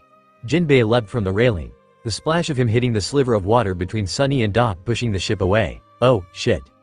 Fishman karate. Little big wave. Water surged over the dock as if a tsunami had been given orders. Daigen raised his sword and cut downward, imbuing his attack with armament as the wave reached him. The other Marines and pirates were not so lucky, the water washing them away without mercy, smashing them into the nearest buildings, several of which shattered and broke, or carrying them down streets and alleys. Only the former toys were spared, Jinbei having enough control to no more than splash them. Daigen raised his head slowly as a shadow covered him, the fanged underbite smile of first son of the sea, Jinbei grinning down on him. "Do you remember me?" Jinbei asked, Daigen paling as the fishman made it clear the inverse was true. Dark eyes, one crossed with a lightning-shaped scar, glared down on the human. "You tried to stop our jailbreak 2 years ago and we took your ship. I'm sure the brass weren't happy with you." Aye, Jinbei leaned over. "Do you want to repeat that moment, Marine?" Aye. Jinbei couldn't help enjoying the way the Marine trembled under his stare. It had been so long, months, maybe a full year or more, since he'd been able to move at all. After being powerless all that time, having this control over another was almost intoxicating. He'd have to apologize after all this was over. The ground rumbled, physically shaking the entire dock. Jinbei stumbled back, his eyes widening as stone and concrete began to swell, the bulge sucking in buildings and roads indiscriminately into its mass. Daigen took his chance to run, fleeing the battlefield in what he would later report to be a necessary tactical retreat. "Wha?" Billy questioned from the air as the concrete began taking the form of a giant human, one comparable to Pansfry and Lily, the only 2 giants the Gigafowl had ever seen. The most detailed aspect of this moving mountain of stone was the head, the area taking for form of a helmet with a 4-pointed star shape over the visor. Much of the cityscape in the general area was sucked into the beast, leaving bare dirt where before had been roads and buildings. Billy lowered, landing beside Jinbei so the pair could study their new foe, its mouth opened. "Straw Hats," it said in the highest-pitched voice any of the pirates or Momonosuke had ever heard. "I am Pika. Prepare yourselves and beware, for I will." "Raahahahahahahahah." Sunny laughed, her manifestation falling from the rigging to roll over her grassy deck. His voice, "Rahahahaha." Jinbei and Billy pressed their lips and beat together respectively, trying valiantly to not laugh. Certainly, Sunny was doing enough for them and the rest of the crew on her own. Momonosuke, still in his dragon form, goggled at the fairy that had the gall to laugh at such an enemy to their face. The stone giant had no blood that the pirates could see, but the sudden placement of the lips and the narrowing of the eyes suggested Pika's face was purple with rage, embarrassment, and indignation. Wordlessly, he raised a fist to smash the offending ship. Arabesque brick fist. Billy squawked as the fishman beside him punched upward, sending out a shockwave that shattered the stone wrist before the fist could impact the thousand Sunny. Sunny, for her part, stopped laughing and jumped to her feet, spreading her arms as she took control of her mechanisms.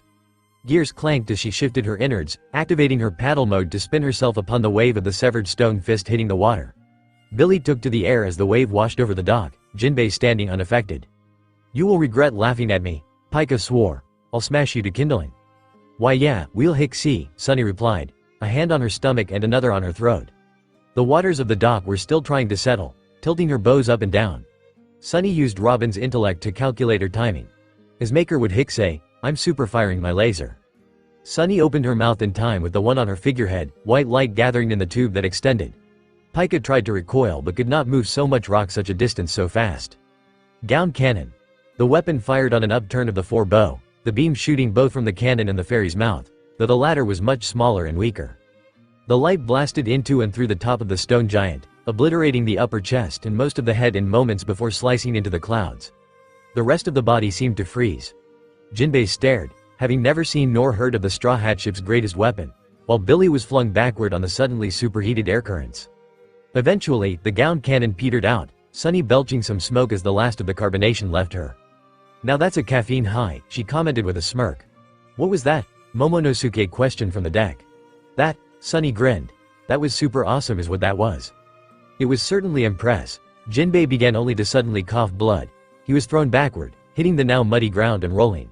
Where he'd been stood Dellinger, the half-fishman still a little beat up from his confrontation with Coby some time before. He lowered his high-heeled foot, cracking his knuckles at the same time. "Kyahaha." He laughed. Who knew the Straw Hats had a bigwig like a former warlord hiding on the island for them? "They didn't, seeing as they'd forgotten I existed," said former warlord grunted, getting to his feet. He studied the hybrid. "You must be Dellinger." "Oh, you know about me. I guess I should be flattered." "Except I'm not." His smile dropped, his hat shading his eyes. "You tried to hurt Pika and we haven't heard from Giola in a while. If you did something to her, I'll never fort dead, if that's what you wanted to know," Sunny offered from the figurehead, her manifestation now standing on the captain's seat. "We dumped her and her lackeys into the water and they hauled her up and went to lick their wounds somewhere. She was probably embarrassed." "You," Dellinger growled, baring his sharp teeth. "I'll rip you all to shreds." "Wah." Billy dove, sparking, ready to take the boy out of the battle using what he'd hoped would be an elemental weakness of the half-fish man considering what electricity did in water. Dellinger turned a single eye on the bird, Billy's own widening. He was too deep into the dive to pull away. Dellinger jumped, grabbing the bird as Billy flew under him. He landed on the gigafowl's saddle, his weight driving Billy into the dirt where he skidded to a stop. Without fear of the sparks still arching from the bird, Dellinger reached down, grabbed several of Billy's tail feathers and yanked. "Billy!" Sonny yelled as the bird cried out in pain as 3 of his feathers were pulled from his skin. A wave of the Klabouterman's hand fired a cannonball at the Doflamingo pirate, but Dellinger only glanced that direction, his free hand coming up to catch the projectile. "I don't want it," he muttered as the ground rumbled, the decapitated giant beginning to regenerate from the buildings and roads further inland. "You can have it back." He threw the cannonball, Sonny throwing her hands forward. She slowed the cannonball before it could do more than thunk against her hull. Not that she was all that worried considering she was made of atom wood. It was more an instinct than anything, her mind more worried about Billy. "Water shot." Dellinger turned at the voice, causing the high-speed droplet of water to impact one of his horns rather than the side of his head. As a result, the attack sent him both flying and spinning, his horn cracking from the indent where it had been hit. Billy got to his feet and ran, his front covered in mud. Dellinger slowly got to his feet, small flakes falling from his cracked horn. "The hell is this guy made of?" Sonny questioned, suddenly wishing they had an extra sword laying around. At least she could try throwing flying slashes like Zoro and Coby if they did. "That almost hurt me," the high-pitched voice of Pika commented, Sonny's aghast eyes rising from Dellinger to the full, but slightly smaller is still gigantic. "Pika." The mountain of a simulacrum ripped a chunk from the earth and raised it over his head. "I won't miss again, you stupid boat." "Spear," Jinbei began, gathering water from the mud under their feet. "Pistol high heel." Sharkskin palm thrust. Jinbei pivoted, dropping his attempted attack to block the high heel with his palm. The impact caused a shockwave that made the mud around the fishman and hybrid ripple. Jinbei growled, shoving forward with his palm, sending Dellinger skidding backward. "Millstone!" Pika yelled, throwing the hunk of earth in his hands. Sonny screamed. "Sisyphus rest." The piece of earth cracked and shattered with the sound of a thunderclap, lightning zapping certain larger pieces to the point where they partially melted. Pika's eyes widened as the black lightning-winged man appeared from between the broken remains of his attack. The mad scowl on the man's face made the monolith flinch back. "Jin," Sonny said, breathing a sigh of relief. "I chase a harpian, what do I find?" Jin questioned, flapping his wings once to hold himself aloft long enough for his words, his hockey-covered tonfa spinning in his hands. "The titan thinking our home can be taken. Ya might as well try quench sun himself, for our chariot has her defenders. Come, heretic, and be cleansed in defeat." "You can't think you can beat a mountain," Pika said, Jin's eyes widening slightly as his lips pursed, trying not to laugh. "I can exist anywhere inside my golem. There's no way you can find me unless your observation is perfect." "Perhaps not," Jin admitted, "but I don't need to. I just gotta hold ya down, till someone else can. Osman I don't get lucky." "You are a fool," Pika reiterated, raising a fist. "Perhaps," Jin grinned. "Ain't we all? Sonny, get out to sea, we'll handle things here." "But Jin," the ship's spirit tried to protest. "Don't worry about us, we'll be fine."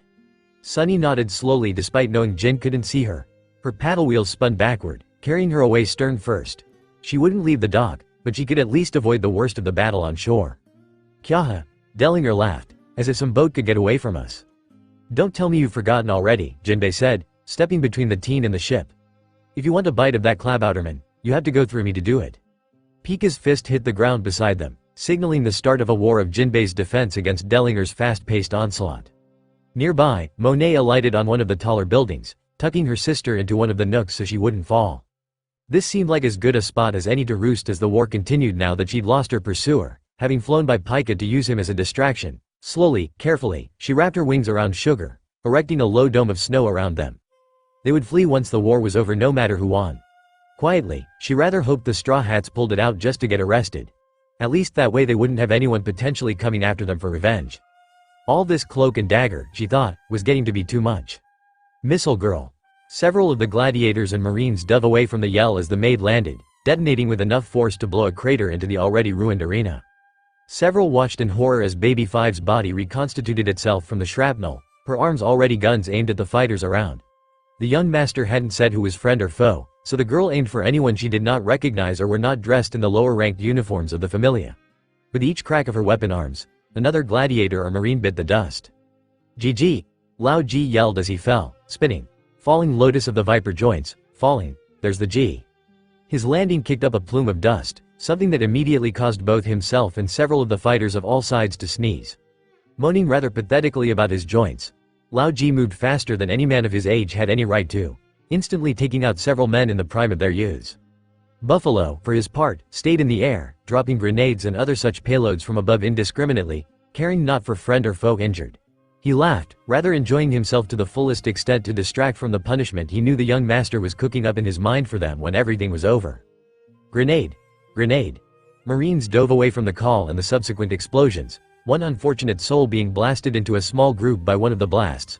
Wallace Wood shook his head, trying to clear his mind and the ringing of his ears as the already chaotic battle worsened with the introduction of 3 new pirates. Shit, he heard Vice Admiral Dalmatian growl, the man jumping away from his battle with the Revolutionary Chief of Staff. Those damn Doflamingo pirates don't care if they take us down, too. What the rough are we supposed to do about that?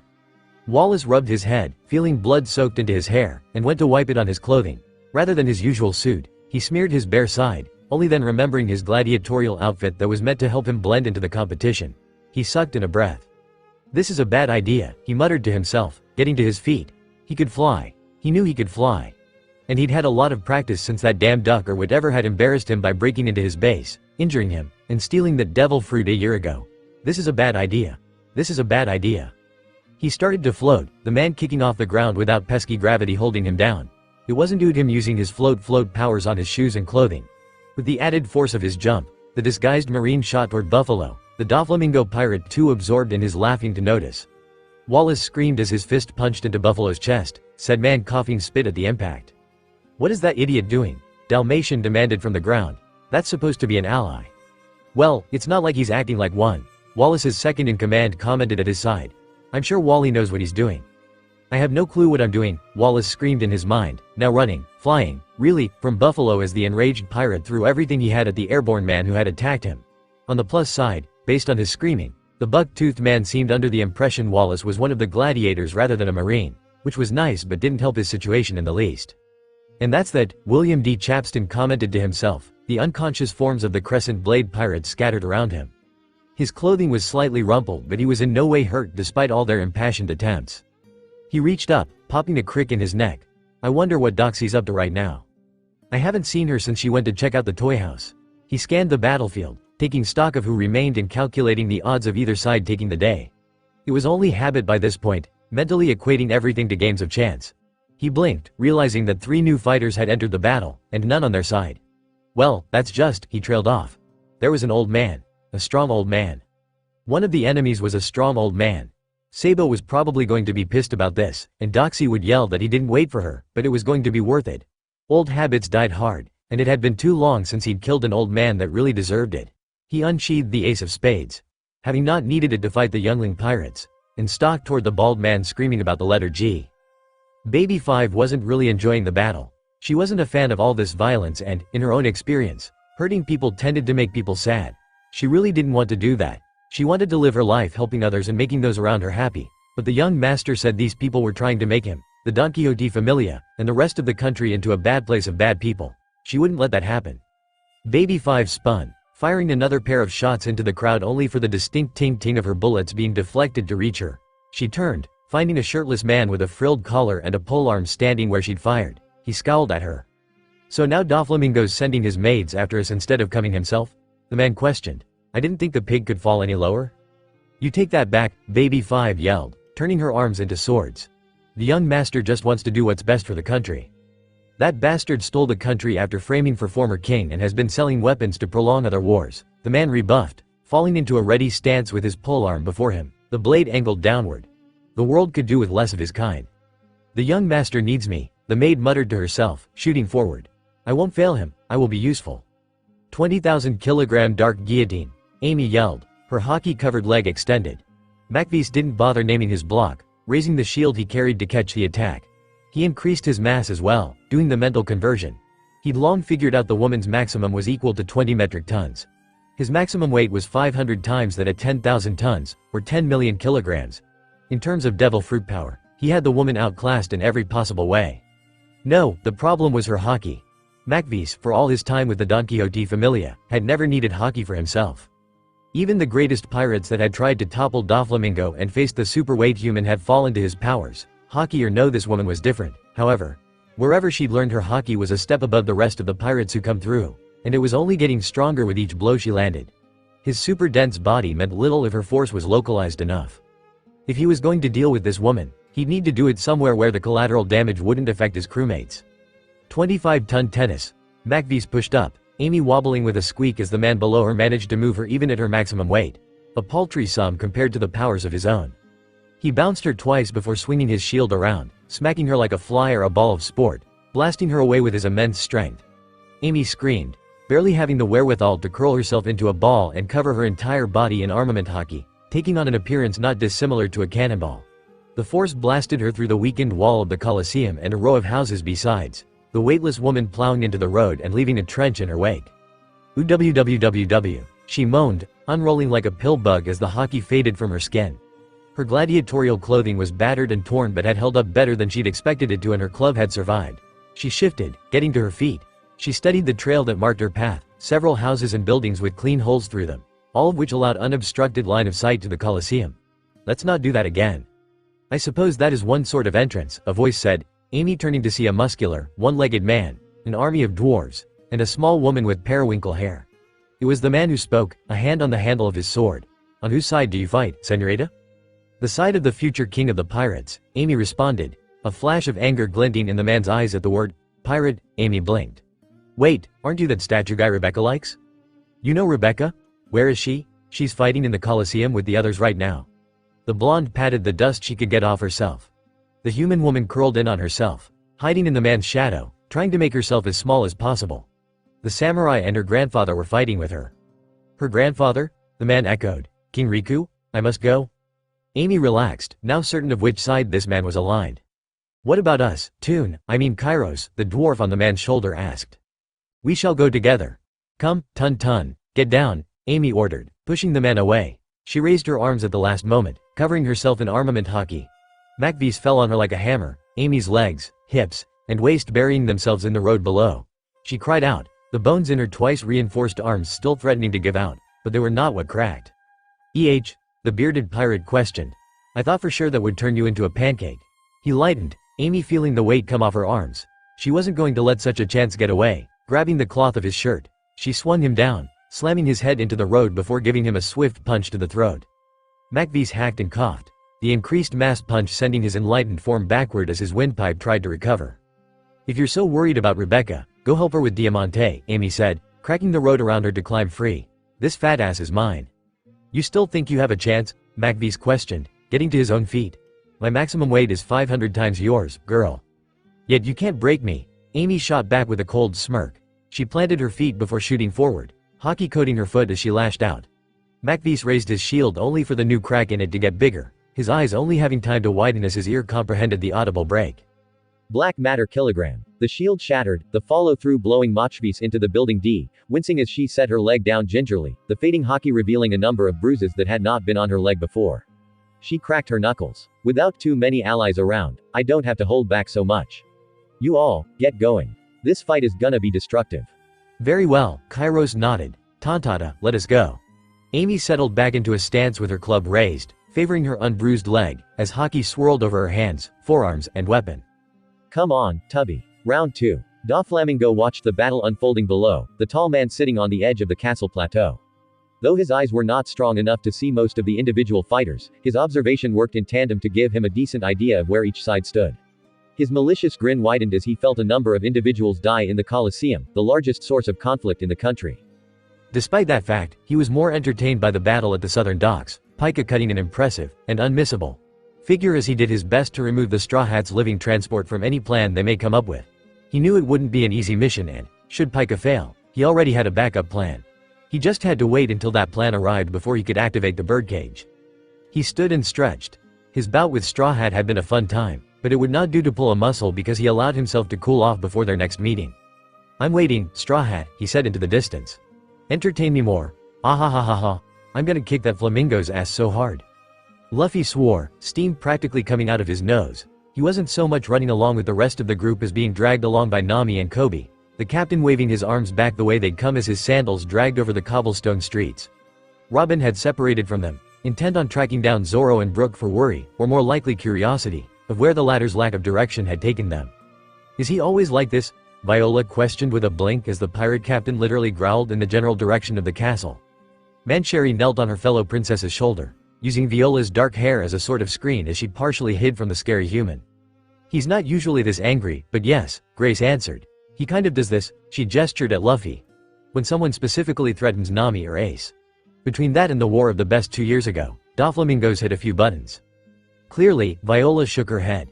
Whatever the source of Straw Hat's anger toward the Tyrant King, it worked in her favor, so she shouldn't complain. Where are we headed now? The docks, Coby said. Someone's attacking Sunny, as if the stone giant wasn't obvious. That's Pika, the princess explained. He possesses the power of the stone fruit, allowing him to absorb and control an insane amount of rock, stone, and minerals at any moment. He's one of Doflamingo's top executives. That explains why Doflamingo assigned taking down Sunny to him, Nami nodded. How much of the situation can you sense, Coby? Sunny, Billy, Jin, and another person are defending her against Pika and that horned kid Dellinger. Law's in one of the rooms, probably patching himself up, and Momo's on the deck. Jin's there? I thought he was in the Colosseum? Don't look at me. I don't get it either. I'm gonna guess some shit happened. What about the others? Amy's fighting some guy that direction. He pointed toward their left. Mary and Kaku are being chased by someone toward the docks, I think? I don't know about the rest. They're too far out and too dense fighting, so I think they're in the Colosseum. I doubt the competition's still on. You think? Luffy blinked, glancing back with one eye, his other still trained on the castle in the distance. I mean, I left my disguise with my brother right before I left Mary to run around causing chaos. Your brother in Terabang, the assorted pirates of his crew yelled, Coby and Nami throwing him to the ground with their sudden stop. Explain. Oh, yeah. Luffy realized. I forgot to say anything since I was too busy fighting Mingo. Yeah, my brother Sabo's alive. Ace and I thought he died when we were little, but he's alive and with the revolution, so he's too busy to be a pirate with us, which sucks, but I get it. He said he'd take my place so I could come save you all. And we're very glad you did, Grace offered, making sure it was said rather than implied. I do hope someone on our side nabbed those devil fruits. Things will get harder if one of their guys had either of those powers. Hold on, back up, Coby ordered. You said something about Mary causing chaos, as in, going Mary? Or going Mary? The Klabouterman we sent there to watch after Ace specifically so there would be no chaos around Ace? Yeah, but I'm sure they're fine, the captain waved off. She and Ace were getting chased by these pirate girls and that bird lady tried to grab him, but we took care of it and Mary promised to be okay. Coby stepped away, throwing his arms in the air as if to silently ask the heavens. This is the man I swore to follow? Nami continued to gape at him, but Coby knew from experience that there was only a short delay before her anger would kick in. Why would you leave them like that in Terabang? She yelled, punching her rubbery husband over the head. Viola stepped back, Mancheri cowering on her shoulder. You moron. What if they got hurt because you weren't there in Terabang? I'm sure they aren't, Luffy defended. A lot of the others were there or on their way, so I know they're fine. His stretchy arms flew forward, wrapping his wife in a hug that pinned her own arms to her sides so she couldn't hit him anymore. Besides, he whispered, I knew Ace was in good hands and that you weren't. I would never have forgiven myself if something happened to you. Luffy, Nami sounded like she wanted to stay mad but was losing the battle with herself. She blinked. Wait, Mary was supposed to be babysitting. Yeah, but Coby just said she and Kaku were being chased toward the docks. Okay, and Jin's at the docks. Uh-huh, and Amy's somewhere in the city fighting someone. That's what Coby said. Then if Mary, Jin, and Amy aren't watching Ace, who is? Luffy opened his mouth only to close it again. Nami pushed out of his arms but his hands stayed on her shoulders. Who has our baby in Terabang? Well, it has to be someone on our side, Grace commented, turning the parents' attention on her. She shrugged. If the other side got him, we'd have gotten a call about it, either from our crewmates or from Doflamingo bragging about it like he did with us. There, see? Luffy nodded. It's all good. Finally, I found you, grandson of Garp. Luffy jumped away with Nami still in his arms, the bulk of the man who headbutted the cobblestone where the captain had been standing, forcing Grace and Coby to do the same. The man was almost slow to get up, his large hands brushing dirt and dust off his green vest and out of his white beard. Do I know you? Luffy questioned, slowly unwrapping his arms from around Nami, though he kept her closed just in case they needed to jump away again. Perhaps not, the man replied, but I know you. Your grandfather took something very precious from me a long time ago. What does that have to do with me? You're the drill, Coby realized. You're Don Chinjao of the Happo Navy. Navy? Luffy blinked. Why's he called the drill? That's what Garp took from me. Don Chinjao roared, his bald, armament-covered head again cratering the ground where Luffy had been standing. He flattened my drill-shaped head, locking away my frozen fortune. I've sworn revenge on your family to the 5th generation. I didn't manage to get your kid because of that girly boy, so the lives of you and your wife will have to do. What? Viola questioned. Those 4 sentences made little sense individually, much less when compounded together. Clearly, there was a lot of context they were missing. Luffy cracked his knuckles. Nami, Coby, Grace, go on ahead. I'll stay here and deal with this stupid beard guy. Be careful, Captain, Coby warned, Grace grabbing Viola and directing her to follow. Don Chinjao is the leader of an entire naval force for a reason. Don't underestimate him. I'll deal with this guy quick, the young father promised. Get going and protect Sunny. But Coby began. It's fine, Nami said, grabbing his shoulder. With a pile of rocks like that to follow, he'll be fine. He's not Zoro, after all. Coby nodded, the 3 pirates and 2 princesses hurrying away from what would become the next battlefield. King Punch. The blast of force ripped through the arena, disrupting fights indiscriminately as it rocketed through one wall and into the center, forcing marines, pirates, gladiators, and revolutionaries to dodge lest they be subject to the devastating attack. And then it reached Sabo, the man's zone opponent, using Mukwak to rise over the attack. The blonde reacted without thinking, grabbing his preferred weapon and swinging. Quaking Dragon Grand Slam. The end of the hockey-covered pipe did not touch the attack, the air between cracking just a moment before.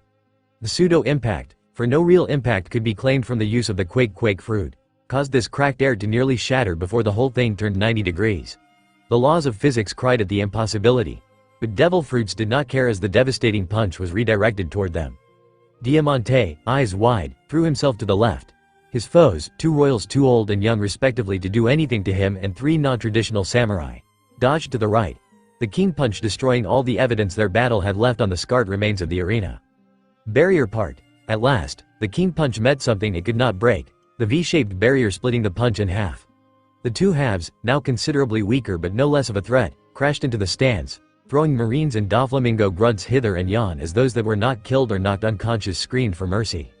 Well, you don't see that every day, Bartolomeo commented to himself, his green barrier fading.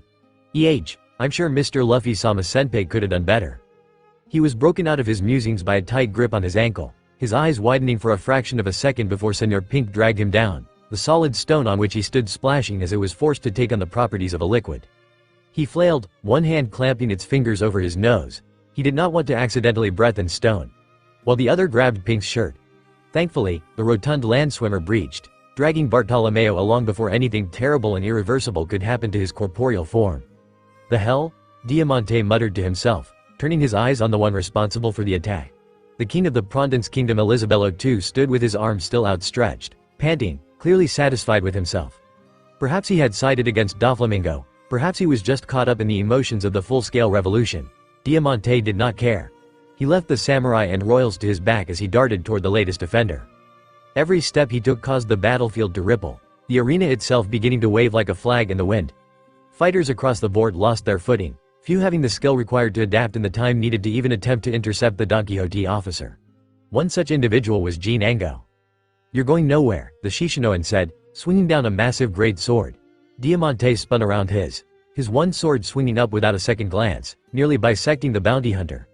The man didn't have more than a moment to realize what had happened before he lost control of his body and fell, dying nearly instantly. Diamante didn't think twice about the man. His eyes locked on the fighting king now in battle with Doflamingo grunts. If he warmed up again, such an attack could turn the tide of any battle should it be well placed. The flamboyantly dressed man's rapier took on a whip-like countenance, its blade swaying almost like a noodle, as the officer swung it forward. "Die, your majesty." Diamante's eyes widened as a squat figure leapt before the attack, the waving sword impaling him through the stomach. His mustachioed lip curled back in a snarling smirk, the man dropping his 2 swords to grab the blade in his gut. "Dagama," Elisabello II gasped, his chief strategist glancing back at his cane. "It's been an honor to protect you," the man coughed, blood trailing down his chin. "Remember to ask for reparations from Dressrosa." He curled in on the sword and fell forward, trapping the blade in place. "Fucking loyalty," Diamante growled, abandoning his sword and grabbing another from the plethora laying around from the fallen. This new one was of far lesser quality. His was a Wazimono as opposed to this unnamed blade, but it would have to do for now. "I'll kill you," Elisabello II yelled, his rage causing his blood pressure to spike, his skin taking on a red tinge. An aura pulsed around him. "If any shall face this murderous tyranny, join me now. We shall purge this sickness from the country before it spreads further." Several of the foreign fighters answered the call, some running to the man while others seemed surprised at the power in his voice. Idio and Blue Gilly were the first 2 to the king's side, the latter lashing forward with an improvised tempest kick, trying to copy what he'd seen that Straw Hat Pirate Blackleg do. Diamante parried the flying kick, the attack leaving a chip in his new sword. Now is the time for us to retreat, Kinnaman recommended to the royal grandfather and granddaughter, the samurai eyeing how their opponent had been distracted. At best, the strange assassin will perish in this new battle, but we shan't bank on chance. You honorable royals are more valuable than any warrior, a samurai included. I don't understand, Riku admitted as a small army of powerful fighters engaged Diamante on the other side of the Colosseum. You are not even of this country. Why fight so hard for us? Because we know what you can do, Aizu answered, firing into the mass of marines blocking their path. Kanjuro all but picked up Rebecca and Riku, carrying them away while flanked by his fellow Wano natives. We once served a man named Odin, the strongest leader one could ask for. I joined Whitebeard and was not there to see his end, but I know that, had he been given a chance, he could have led Wano into an age of prosperity and joy. But he was not given that chance, Kinnaman continued. He was gunned down protecting us, saving lives far lesser than his own. We will honor his sacrifice by not letting you do the same, even if we must turn our backs on battle and pride to do it. An old man questioned as the group ran by. Where do you think you're going? Going? That's 2 gigaseconds? Oh no you don't, card cut. The man's opponent growled, dropping down from above with an overhead slash while leaving a trail of playing cards in the wake of the slash, forcing Lao Ji to dodge backward. William D. Chapston placed himself firmly between the geezer and the retreating group. You're not getting away from me that easily, old man. You're no spring chicken yourself, whippersnapper, Lao Ji replied. Spring, there's the G. Quit yelling about G's, William charged, slashing his sword through the air. Lao Ji ducked, the blade singing through the air so close that it would have ruffled his hair if he still had any. He straightened his legs, launching forward with his arms outstretched. Aching joints wizened python. Goo, William spat, his gasp nearly covering the sharp crack that came from Lao Ji. The strike knocked William off his feet, the revolutionary rolling onto his side and holding his stomach. Fuck, that hurt. My back, Lao Ji complained, trying to take a step toward his younger, though starting to gray, foe. He didn't even make it a full step. The man bent over so his body somewhat resembled a chair without the back legs. Acting quickly, he cupped his fingers to look like capital G's and called, lower back pain stance. That's not a fighting stance, you old man, William roared, recovering enough to roll back onto his feet. Alright, no more screwing around. He reached up to one arm, a band of black and red reminiscent of a roulette spinner appearing around the skin there. He grabbed it, spinning the wheel. It stopped, sinking into his body. He blinked. Ah come on, really? Old piercing sunlit swan. That doesn't even make sense, you old coot. William leapt backward but was not quick enough to avoid the finger jab in his shoulder. He grunted as the strike hit a nerve, his sword arm going numb, but he held onto the true 8 of spades through force of will. His other hand pulled his hat off and stuffed it into his coat. His eyes narrowed, his graying brown hair quickly growing out past his shoulders and down his back, mimicking the abilities of the hair devil fruit. Said hair split into 8 tails of sorts, each waving like the arms of an octopus. Are you mocking me? Lao Ji demanded, the sunlight glinting off his bald head. Oh, he stopped, freezing. William blinked. Are you dead? Lao Ji stared at him for a full 30 seconds before he seemed to come back to his senses, leaning back into a fighting stance. What are you waiting for? Waiting, there's the G. Enough with THD forward with shuffle, his version of shave, ironically, and lashed forward with his new hair, proclaiming the attack. Crazy eights. Lao Ji bobbed and wove like no man of his age had any right to, almost literally weaving the retired pirate's hairy appendages together. Unfortunately for him, he didn't count the number for himself, thus missing the 8th until it wrapped around his ankle. Lao Ji's eyes widened as his leg was pulled out from under him, an arm of hair dragging him down so his back hit the floor hard. He gasped, but the sound did nothing as the hair lifted him up and swung him around, planting his face into the hard stone on William's other side. He didn't have time to breathe before the process repeated, his back and front being slammed into the ground twice more each before a final throw sent him rolling. Yeah, William cheered. How'd you like that, you oatmeal-smelling bitch in Terabang? I'll need some extra cream for my joints tonight, Lao Ji muttered. Tonight, there's a silent G. Damn it, old man. Lao Ji shot forward, planting his fist in William's stomach. The force of the hit blew the revolutionary backward, his hair trying to close quick enough to trap the man but failing to do so. Still, William redirected quickly, set hair digging trenches in the ground to slow his momentum. They stayed buried as he coated them in armament hockey, using them to dig through the arena flooring toward the approaching pirate. Killing you is gonna be so satisfying, William promised. HMPH, you can try, Lao Ji replied. He jumped, spinning into a front flip as his extended leg came for the younger man. Frozen Lake's upset stomachs. Name your attacks normal shit, William demanded.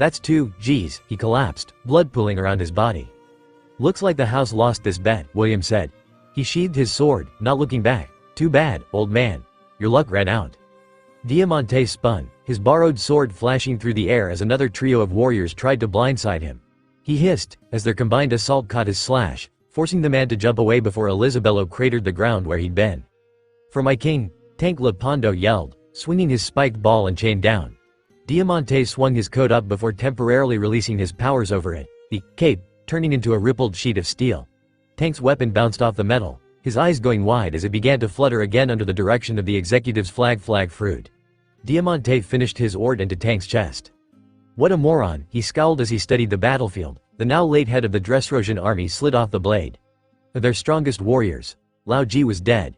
Baby 5 in the arms of a monkey. And Macv's missing. Senor Pink was still fighting, but he'd apparently caught the ire of Blackleg, the man now working in tandem with the cannibal Bartolomeo to try to flush him out of the ground. As Diamante watched, Buffalo fell out of the air, a man beaten and bruised beyond recognizability sitting on his back. Buffalo's hair had been cut short and one of his buck teeth was broken off, ruining the Doflamingo pirate's Jolly Roger that had been there. The man on Buffalo's back stood, throwing his arms in the air and screaming. Did you see that, Goda and Terabang? He yelled. Your world is my plaything, RAAAHHHHH. A pellet hit him in the forehead, knocking him unconscious instantly. Shit, Diamante hissed as he finished observing the battle. Both the royals and the samurai were gone, meaning his primary targets were no longer here. Fine. Rolling hills. He bent at the knees forcefully, the ground under him distending. He then straightened, the ground rising. He repeated this motion. The waves created growing larger and larger with each repetition, preventing his foes from getting close.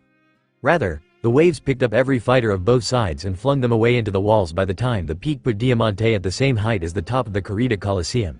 He jumped from the apex, landing on the rim, and overlooked the city. Where did you go? He asked himself, ignoring the groans from the arena behind. There were still plenty of strong fighters and he'd love to kill them for Doflamingo's amusement, but he had more important targets to deal with. Aha, there you are.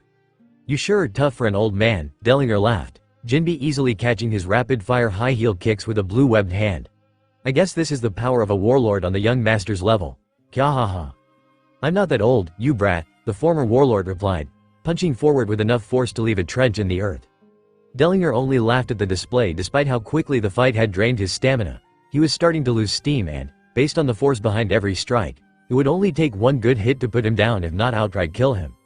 Why won't you just die in Terabang? Pika demanded, Jin barely avoiding the colossal, hockey-covered palm that tried to smack him out of the air.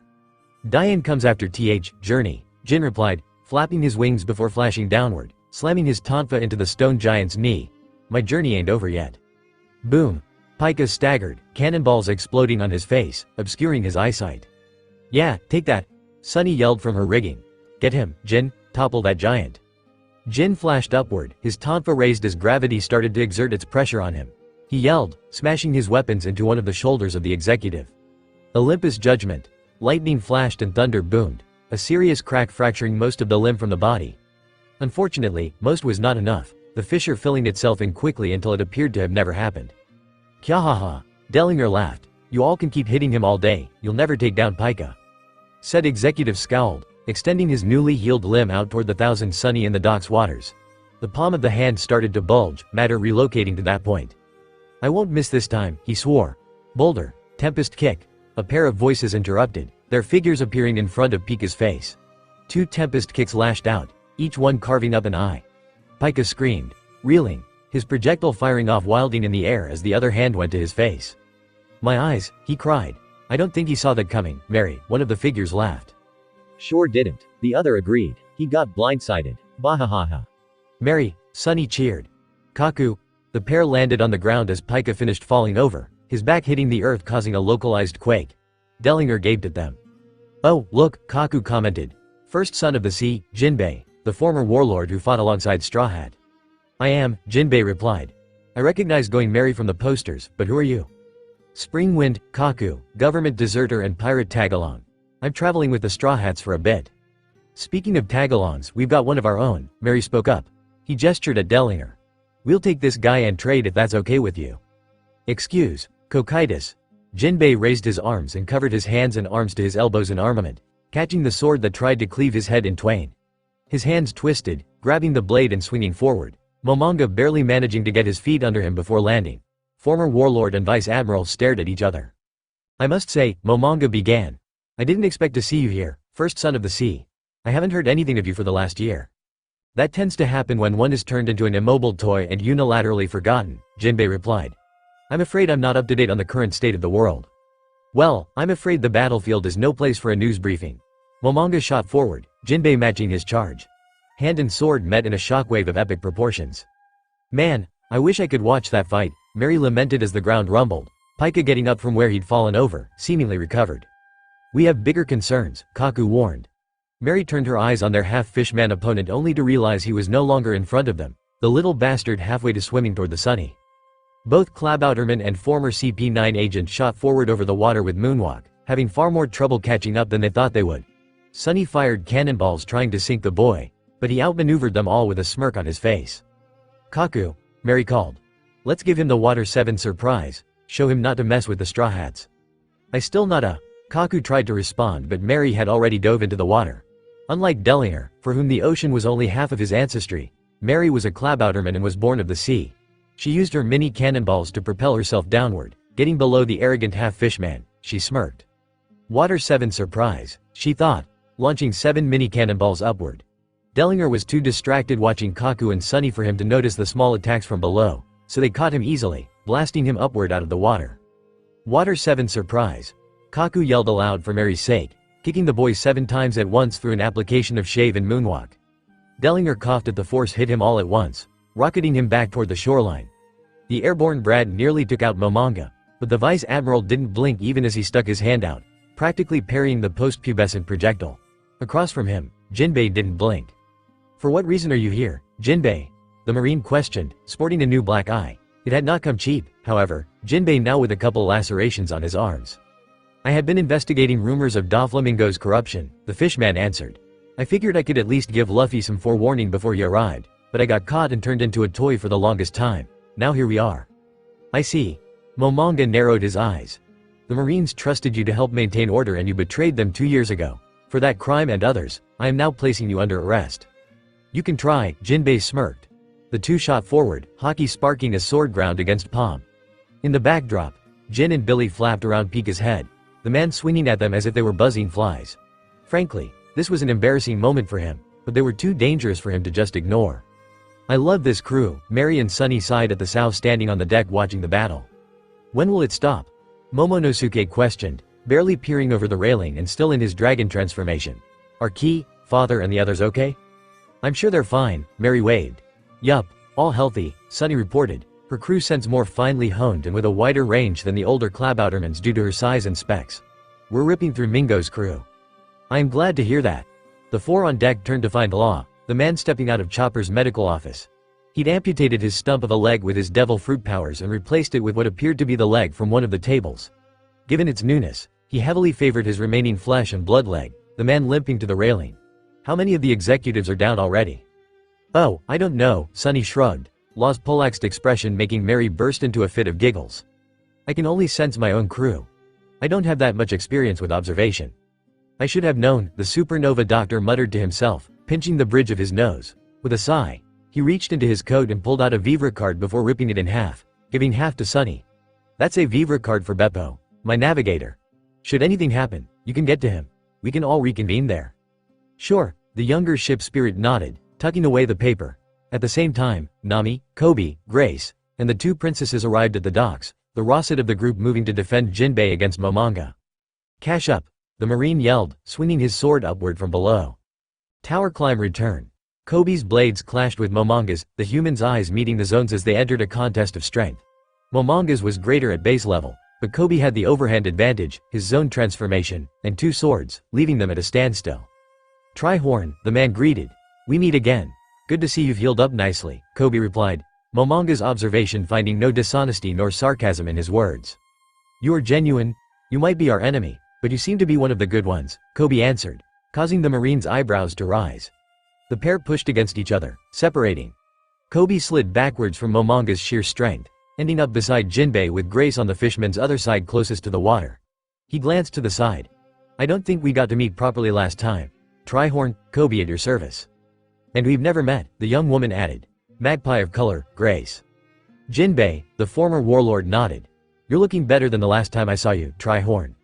Nami's not going to be happy with you, Grace commented.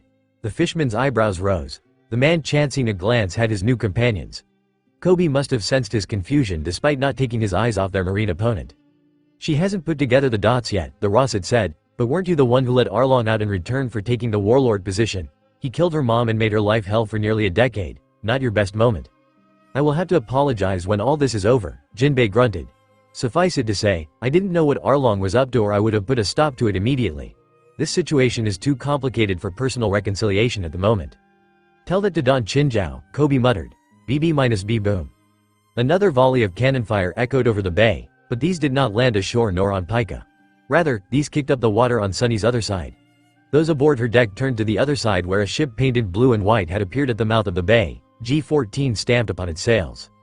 Wah! More Marines? Mary demanded. Shit, they won't sink me, Sunny promised. They're super annoying, though. G-14, Kaku mused. That's under the command of Vice Admiral Dahl. Okay, a Vice Admiral maybe. Mary's words were interrupted by a gasp from Sunny, flowers of all kinds bursting from both her cannon galley and from under her white raincoat as her manifestation mimicked her ship. She didn't know how, but the Marines had just made flowers grow from her gunpowder stores, rendering all of them to the last ounce useless. Straw Hat Vessel 1000 Sunny. A woman called from the Marine ship. You and your crew are under arrest, surrender now and come peacefully. As if, Sunny scoffed, raising her voice with a sound system she'd asked Frankie to install. You can go suck a Sea King, Marine. Wrong answer, Klabouterman. Unfortunately, the Marine's arrival was the trigger Doflamingo had been waiting for.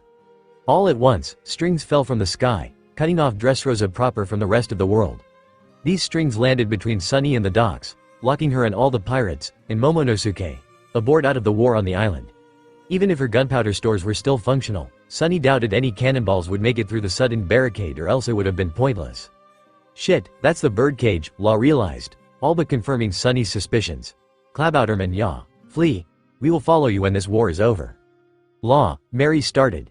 The supernova extended his hand, creating as big a room as he could before gesturing with his hand.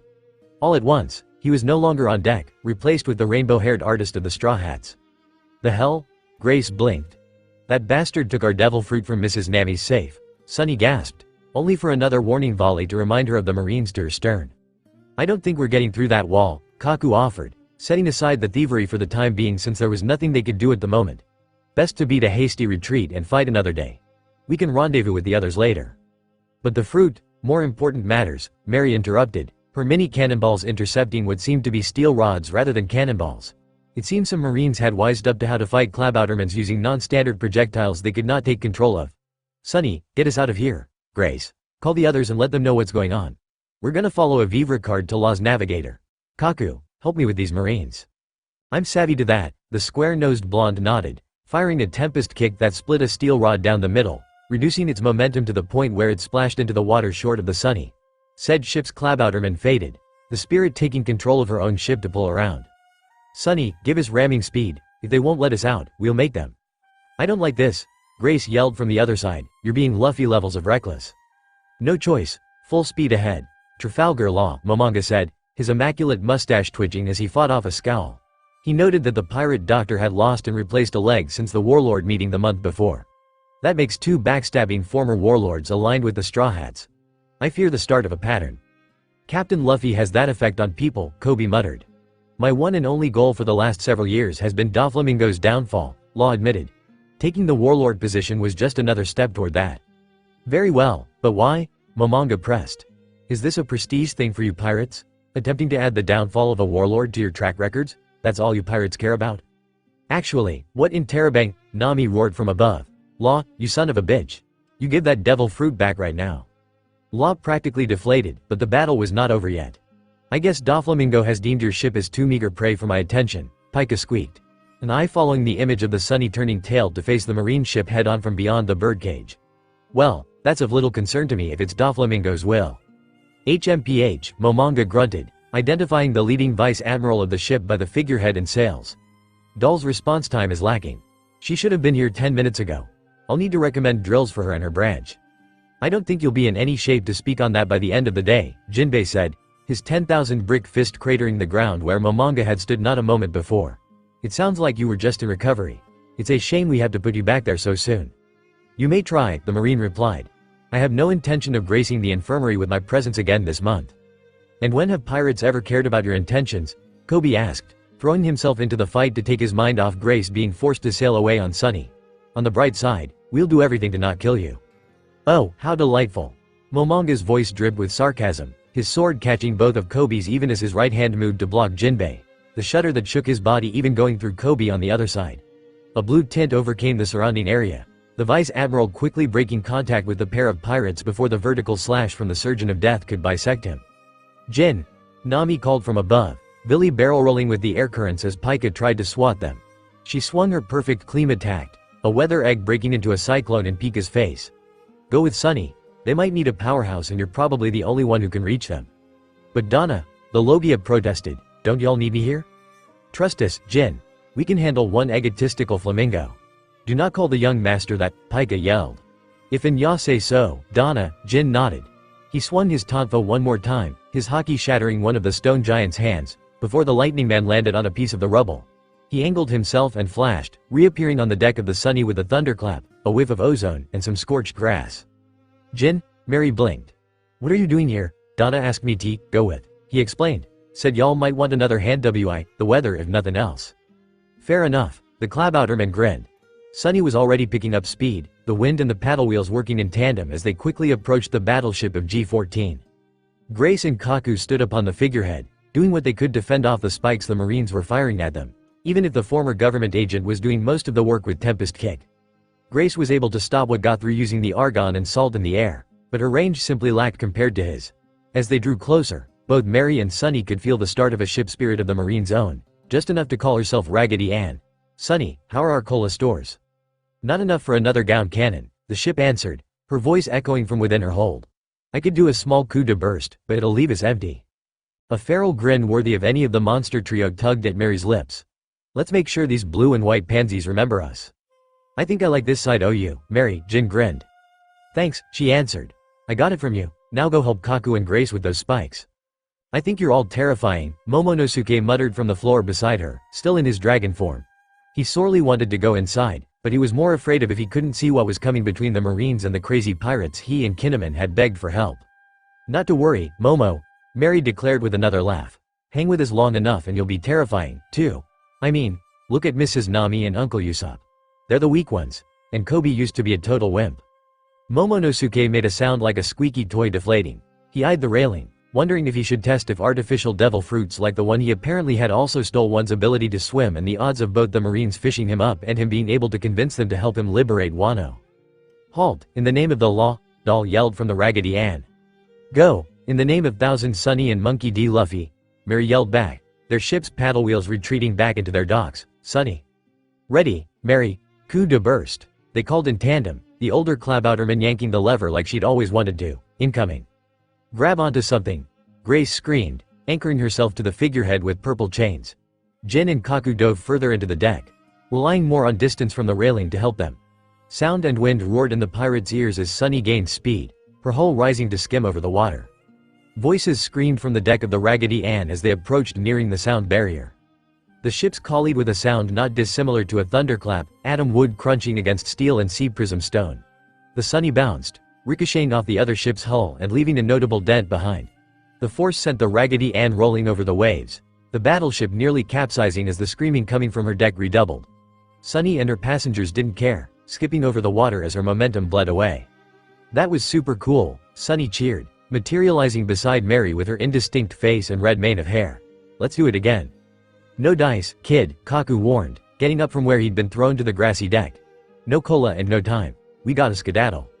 "They're insane," Doll hissed, holding tight to the railing with one hand and to Lieutenant Commander Hibari with the other, the poor girl trying to get her diaphragm to work after that scare. She glanced toward the deck proper with her blue eyes, finding Rear Admiral Kujaku using her metal whip to keep herself down. Doll was a beautiful woman in her late 20s with short, black hair that barely reached her neck. She was dressed without armor, wearing only a black top that had a gash to show a little of her modest cleavage and bared the lower part of her midriff over leather pants.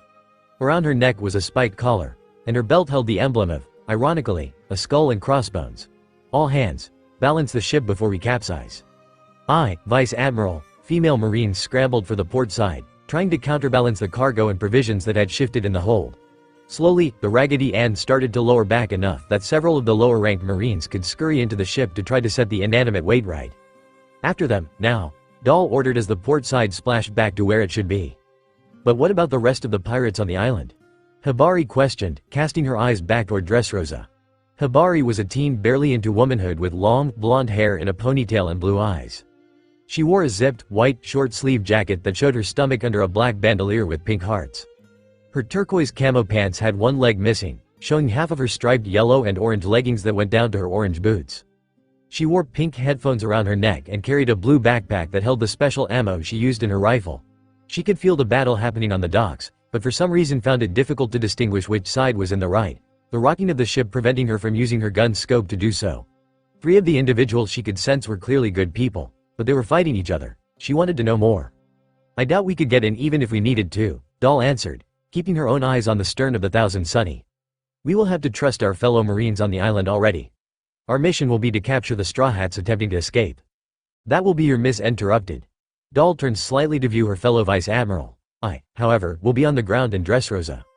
Doll stared at him for a moment, chewing on her cigarette slightly. On one hand, she didn't want to take orders from someone the same rank as her, one who had not held said rank for as long and was so arrogant to boot, but on the other hand, she'd be happy to be rid of him. Fine, she decided. How do you propose to get there? Simply launch me with a tempest kick and I shall handle the rest. Then let's do this before we get any further from the shore. Doll pushed Hibari out of the way before spinning, utterly uncaring if her fellow Vice Admiral were prepared or not. He was. Unfortunately, the man hopping up to launch himself toward the stringed-off Dressrosa with the combined leg strength of himself and Doll. The man all but vanishing. She sighed. Good riddance. Hibari, keep your scope on that ship and take any pot shots you can. I don't want them getting away. Kill shots? No need for that. Understood? Yes, Vice Admiral. Meanwhile, the man seemed unconcerned about the cage of string. He quickly approached through the air, his legs keeping him aloft with moonwalk when he felt the need. As he got closer, he allowed himself to lose some of his consistency, his body turning to a purple goop that split with fine control to pass between the strings without touching them lest he risk high-speed contact with a warlord's hockey. He didn't bother putting himself back together as he began to slow, his mass hitting a building and splattering. All was still for a moment before the purple goo began to writhe, squirming across the ground and over the walls to congeal together in an alleyway. It formed a tall, wiry man with straight, blonde hair down to his back. He was dressed in a gold-buttoned purple suit with black embroidery running over the edges styled to look like thorny roses and matching purple slacks. He frowned, tugging at the black gloves he wore as his white marine coat flapped in a breeze, the man wearing it more like a cape as so many of the Corps were wont to do. Now then, Vice Admiral Helmeppo said to himself, his dark sunglasses hiding the glint in his eye. Where are you, Trihorn, Coby? You still think you have a chance? Macbeth questioned, getting to his own feet. My maximum weight is 500 times yours, girl. Yet you can't break me. Amy shot back with a cold smirk. She planted her feet before shooting forward, hockey coating her foot as she lashed out. Macbeth raised his shield only for the new crack in it to get bigger, his eyes only having time to widen as his ear comprehended the audible break. Black matter kilogram. The shield shattered, the follow-through blowing Macbeth into the building behind him. Amy panted, wincing as she set her leg down gingerly, the fading hockey revealing a number of bruises that had not been on her leg before. She cracked her knuckles. Without too many allies around, I don't have to hold back so much. You all, get going. This fight is gonna be destructive. Very well, Kairos nodded. Tontata, let us go. Amy settled back into a fencer's stance with her umbrella raised, favoring her unbruised leg, as hockey swirled over her hands, forearms, and unconventional weapon. Come on, Tubby. Round 2. You, bitch, the man growled, his eyes focused on the woman as Kairos, Velo, and the Tontata filed away. I'll crush you. I'll turn your body into a paste and your bones to dust. He paused, looking up as lines filled the sky. He grinned. Doflamingo is ready for the finale. That means I need to wrap this up. He charged forward, bouncing almost like a ball with each step even as said steps cratered the ground. Amy breathed, letting her hockey swirl in a miasma around her. She stomped, sending up a cloud of dust. Ton drill fist. Macbeth's attack barely missed in the dust, the fist coming so close that it ruffled Amy's hair. The air pressure reacted a moment later, blasting the woman to the side. She flipped, her legs carving trenches in the street as she slowed, wincing at the pain to her bruised leg. She pushed past it, kicking off with her other before Macbeth could move again. Amy tossed her club, turning it around as she pumped both her powers and her hockey into the weapon. Black Matter Grand Slam. McVeese raised his hands, the ground starting to collapse under his weight just as the weapon's handle landed. He grunted, feeling the hockey press against him. Were it not for the suddenly slanted ground below, the attack would have pushed him back and away. But it didn't, McVeese gritting his teeth as he denied the force behind the blow. His hand twisted, grabbing the club and pulling. Amy's eyes widened as the bearded man's hand filled her vision. His fingers squeezed around her head, the female pirate dropping her weapon to prioritize trying to pry off his fingers with her own. Hee. The man grinned, lifting her up off the ground. He could feel her weight, the woman trying to give herself purchase by attempting to overpower his strength with her fruit. Unfortunately for her, McVeese knew that trick also worked in reverse, their mass-changing fruits also increasing their muscles and strength when used. Still, she was durable if nothing else. Bastard! Amy hissed, kicking the air in her vain attempts to struggle free. You are annoyingly resilient. He squeezed, the woman screaming as hockey formed around her hair, cracking under his grip and re-solidifying in the same moment. Blood ran down from her hairline where his fingers put enough pressure to rupture several of her minor veins. Just die already, girl. No, she hissed, her hands feeling along his down to his wrist. I can't, I won't, my crew is relying on me. McVeese felt pressure on his wrist but thought nothing of it, considering her own grip nothing but the final pleas of her survival instinct. Amy screamed again, the sound merging with a scream of McVeese's own as her hockey-blackened fingers dug into his arm, snapping some of the metacarpals in his wrist. He let go, taking a couple steps back while cradling his now broken bones with his other hand. You stupid bitch. Amy offered a pained smirk, blood dripping down over her face. She looked up at him, her blue irises pinpricks. I've got you now, she panted. TCH, he scowled. You don't seem to understand her position. He jumped, going higher than anyone of his size should be able to, floating over the blonde. Just die already, ton piledriver. Amy kicked with her good leg and rolled, barely avoiding the attack that propelled her further with the air pressure. She didn't stay idle, the woman jumping into their air herself while the man comprehended his miss. They had similar styles, and she figured it was time to show him that she also knew what weight could do. 11,000 kilogram black nail. She fell feet first, keeping her legs straight. Her timing and judgment of distance had been accurate, the chocolatier reaching terminal velocity only a second before impact with the man's lower back. His flesh distended under her shoes, the woman feeling bone and cartilage crack under her force just before his powers fluctuated, reinforcing himself. Pushing off his good hand with a grunt, he rolled, hoping to trap the woman between him and the ground. Amy was faster than that, however, leaping from his large frame to land on the road with narrow whisper. McVeese grit his teeth, his wrist and back killing him. This was disgraceful. He was an army officer of the Don Quixote Familia, a trusted aide of Diamante. He couldn't lose to some no-name girl whose powers were a direct inferiority to his own. I guess I can't hold back, he muttered. To think this girl would make him try his hardest. He lowered his stance, raising one leg and then the other, each stomp cracking the ground. Come get a taste of my ton sumo. As if that will help you, Amy mocked. She chanced a glance behind her, finding a building where she had thought there was. Accepting McVeese's challenge, she declared landing horizontally on the wall of the building. She kicked off and activated her kilo powers at the same time, the building shattering under the force of her legs as she rocketed toward the man. She twisted, bringing her leg around in a roundhouse kick, hockey swirling. Black matter cleaver, ton sumo shield. McVeese made no attempt to block, letting the attack land against his gut. It was like kicking a steel wall, the man's feet leaving furrows in the road as Amy's kick drove him backward despite his weight. He coughed blood but did not go down, his arms grabbing the weightless woman's leg. Let's see how you like this application of our powers. Amy's eyes widened as she felt her mass start draining away into the man through his grip on her leg. He raised her up, the woman doing everything she could to draw in more mass from the air to compensate before he brought her down on his knee. She screamed as her back gave a horrible crack. You could never have hoped to beat me, McVeese sneered, holding the woman by her neck now. Her fingers weakly clutched at his, her breaths little more than pained gasps. Not only do I have more experience, but I simply outclass you, and I always will. Now, you will die like all the other upstarts who ever thought it would be possible to defeat us. Oh, she panted, angling herself so he could see her blood-stained smirk. Is that what you think? He growled. You rookies just don't know when to quit. He started squeezing her throat, cutting off her air. Just quietly fade away. I promise it won't take long. They stayed in that position for several seconds, McVeese certain of his victory, only for him to realize his arm was starting to shake. He brought his other hand up despite the pain in his wrist, trying to crush her throat, but still her smirk remained. You really, she rasped through the chokehold, should not have shown that trick to me. Her hockey-coated fingers dug under his own, starting to pry them away. Seeing as I'm the only one who could ever copy it. McVeese moved to surge his powers the moment he realized this insignificant gnat of a woman was using his own mass draining against him. but Amy had anticipated this.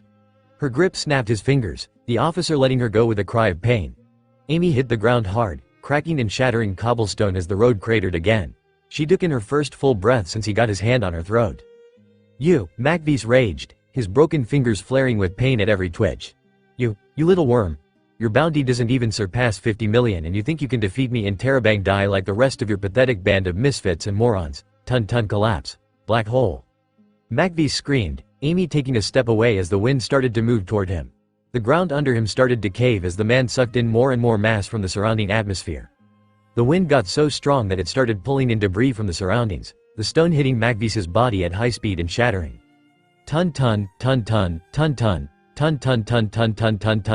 Ton. Amy dug her heels into the ground, her club getting pulled in to shatter against the rest of the rubble.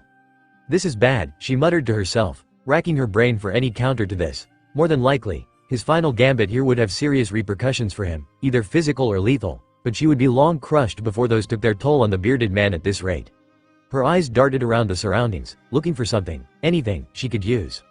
A building that looked like a church down the road cracked under the force of the wind, a flagpole from its roof falling to the ground and rolling along the cobblestones. Amy's eyes locked onto it, the younger pirate falling to her hands and knees. She crawled along the ground, digging her fingers and feet into the earth to fight against the air pressure threatening to drag her into the increasing mass of Macbeast's would-be black hole. She barely managed to get in the way of the broken flagpole before it rolled past her, the woman gripping it like a lifeline. She turned slowly, trying to judge the distance and angle, running her powers and hockey through her new weapon. Let this work, she prayed to any deity who would listen, Goda or otherwise. Let this work. Please let this work. Slowly, she reduced her mass, letting the wind drag her in. Faster and faster it pulled her, the blonde angling the broken, sharp edge toward her opponent. Kilo Black Needle. There was a sickening squelch as she came to a sudden stop, her side slamming into and bouncing off of the debris-covered hide of the superweight man. She coughed at the impact, her back screaming, but the wind stopped.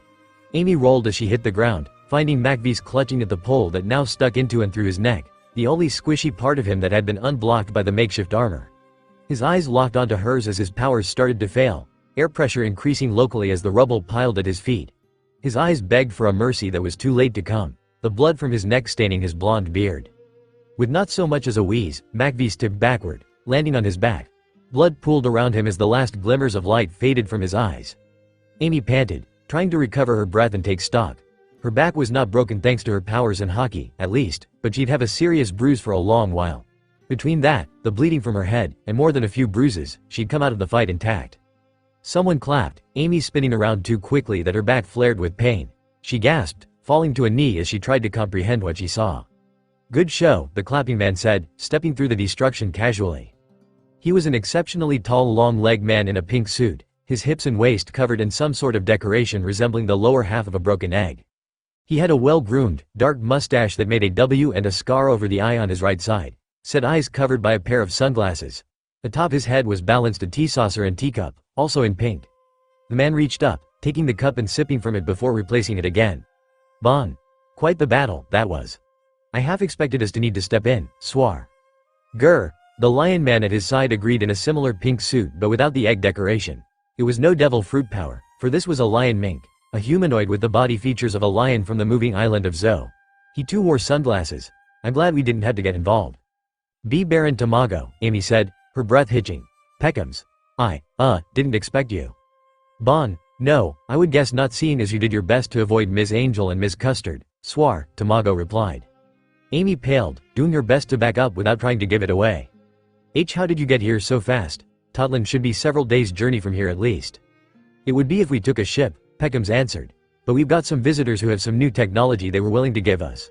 The Moonwalker, they called it. A ship that can carry small groups long distances in short time. Of course, we gave it to Ms. Custard and Ms. Angel and will be taking their ship back. The group that gave us the Moonwalker actually seemed to be very disappointed to learn of the deal you made with Big Mom. Bon, they were quite put out, Swar, Tamago agreed. They needed to make a secondary deal for the alliance they wanted. But speaking of deals, Mama has grown tired of waiting for your crew to make your way to Totland on your own. For you to uphold your part of your deal. You shall help us collect the involved and return. S'il vous plaît. Aye, Amy stuttered, searching for a way out. This was the last thing she needed while in such a state. Tamago hummed, picking up on the woman's distress. Bon, do not tell me you have chosen to renounce our loyalty and kindness. Unfortunate for you. Swar.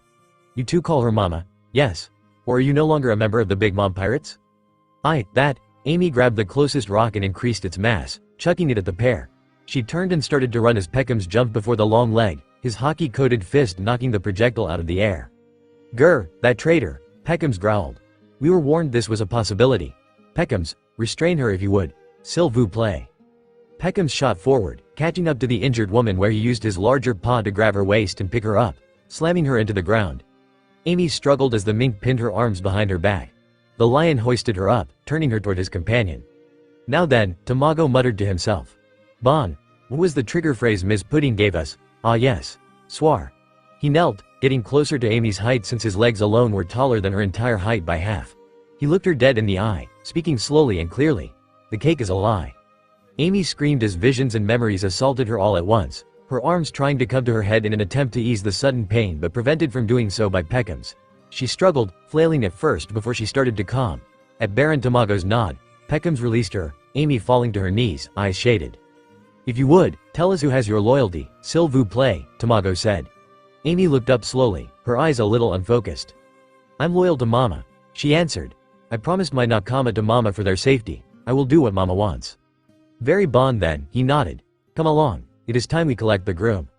Amy stood, accepting a hanky from Peckham's to wipe the blood from her face. She thanked him, handing it back, though the mink casually tossed it away. Last I saw, he was this direction, Amy said. Baron Tamago and Peckham's followed the seemingly out-of-it woman toward the Colosseum. Would you just hold still in Terabang? Pika raged. Billy pulling another close call to keep himself and Nami on his back unflattened by the massive stone hand. None of either of their attacks could do anything more than annoy the massive stone human, and any hit in their dangerous game of stone cat and flying mouse would spell at least crippling injuries for them, but there was no guarantee the others could do anything to the stone giant either without taking themselves out of the fight, and none of them were quite as nimble as Billy was in the air. At least Nami had plenty of room for her various weather patterns to aggravate and annoy the Doflamingo executive. Get out of our way, Law ordered, swinging Kikoku with the intent to non-lethally bisect the Marine Vice Admiral. Momonga lowered his stance, parrying the attack upward with his hockey-coated blade. His determined expression didn't change as he pivoted, catching Hishokusha with his own weapon before launching his other hand forward to pierce the younger man with finger pistol. Coby shifted into his slasher mode and vanished, leaving only empty air. The Marine did not get a moment's rest, having to jump away from a powerful punch from the fishman that cratered the ground where he'd been standing. The mustachioed man sighed, eyeing the trio of allied pirates surrounding him on three sides. It pains me to say I am currently fighting alongside a filthy pirate, he muttered. Still, I cannot give any of you free rein after what you have done. Coby paused, sending a glance at his companions as a thought came to mind. Law, Jinbei, he said. Stop for a moment. Vice Admiral, may I ask you something before we resume our battle? What, pray tell, may you have to ask me, pirate? The Marine questioned. Coby slowly sheathed his swords, causing both his opponents and his allies' eyebrows to rise. You seem a decent man, Vice Admiral Momonga, Coby began. You believe in justice and rule of law, but surely you are not so blindly devoted to not see that there is still corruption in the Marines and the world government, yes? Momonga was quiet for a moment, his sword still ready and his body tense should either Jinbei or Law chose to break their armistice, though he would say the latter was far more likely in that regard. He sighed. I will admit to disappointment in the actions of some of my colleagues, he answered slowly.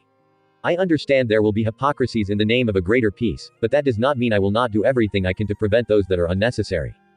And of those, would you cut them out? With a scalpel, or maybe a dagger? Momonga's eyes widened at the emphasis, his body language giving away his knowledge. Law chanced to look at the pink-haired zone while Jinbei looked utterly confused. Why would you propose such a weapon? Momonga asked. Because I know that's what it does. We don't have to be on opposite sides here. Quite the thing to say after our last meeting.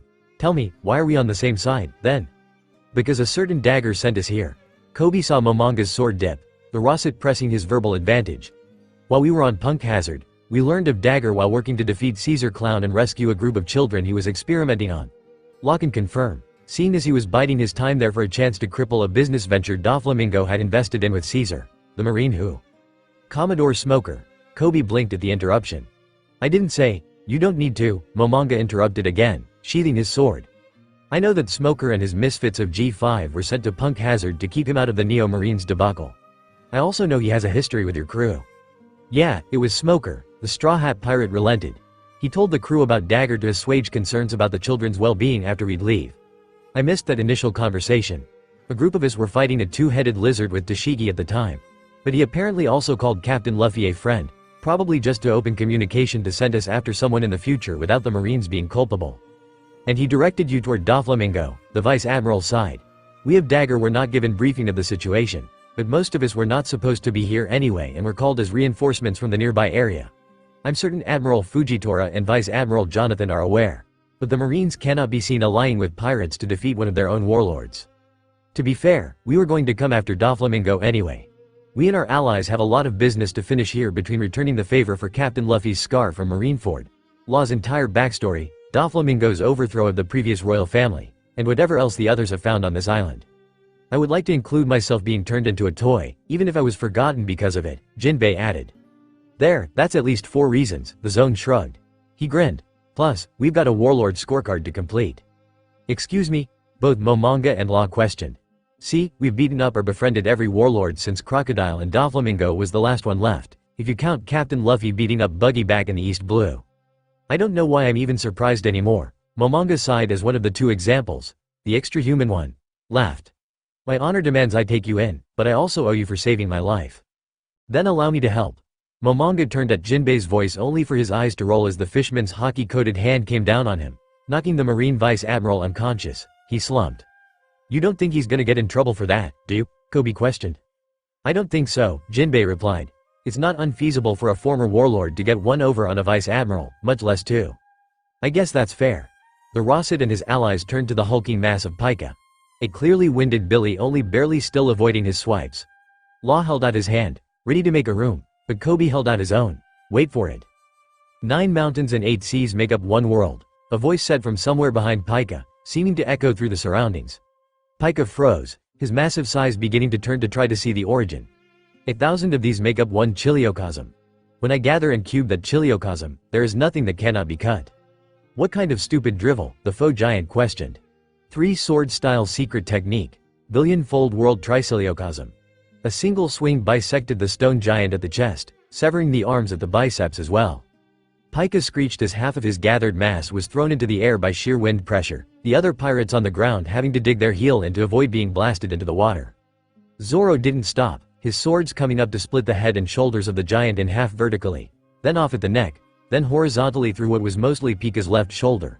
Grinning to himself, Zoro sheathed his hockey-coated swords as the final slash opened, the falling rock and stone revealing an unconscious Pika with his right arm and leg separated from the rest of himself. The landing stone caused a localized quake, only the previous destruction of the dockside buildings preventing them from having been destroyed in that moment. Pika landed hard, blood pooling from his stumps. You, bastard, he growled, trying to get up with his remaining arm. I'm not dead yet. No, you're not, Zoro replied from atop a tower of arms that had given him the height he needed for his stunt. Said arms lowered him, dispersing into petals. We don't kill when we don't need to. You may not be dead now, another voice said, but you will still feel the cold bite of the underworld's winds. Grave larghissimo. Brook walked past the now 2-limbed man, slowly resheathing Soul Solid. As he did, Pika was encased in a massive chunk of ice, his expression shocked. Brook turned, giving the spectators his most toothy smile. Not that he could do anything else since he didn't have lips. Zoro-sensei. Coby asked. Where did you learn a word like triciliocosm? I have hobbies, too, shrimp, Zoro rebuffed, Robin giving him an impressed look considering that was the largest, most syllabic word she'd ever heard from the green-haired swordsman. Impressive, Law admitted, walking over with Kokoku out. I can almost admire your drive toward non-lethality. Yo-ho-ho. The skeleton laughed. The captain does insist when possible. Too bad I don't have such qualms. Law, Koby's plea went ignored, again, as the captain of the Heart Pirates drove his sword through the ice and into Pika's chest. Zoro and Robin walked over as he yanked it back out, flicking blood from the blade as more of it began to pool and freeze in the ice chunk. Pika's expression remained unchanged.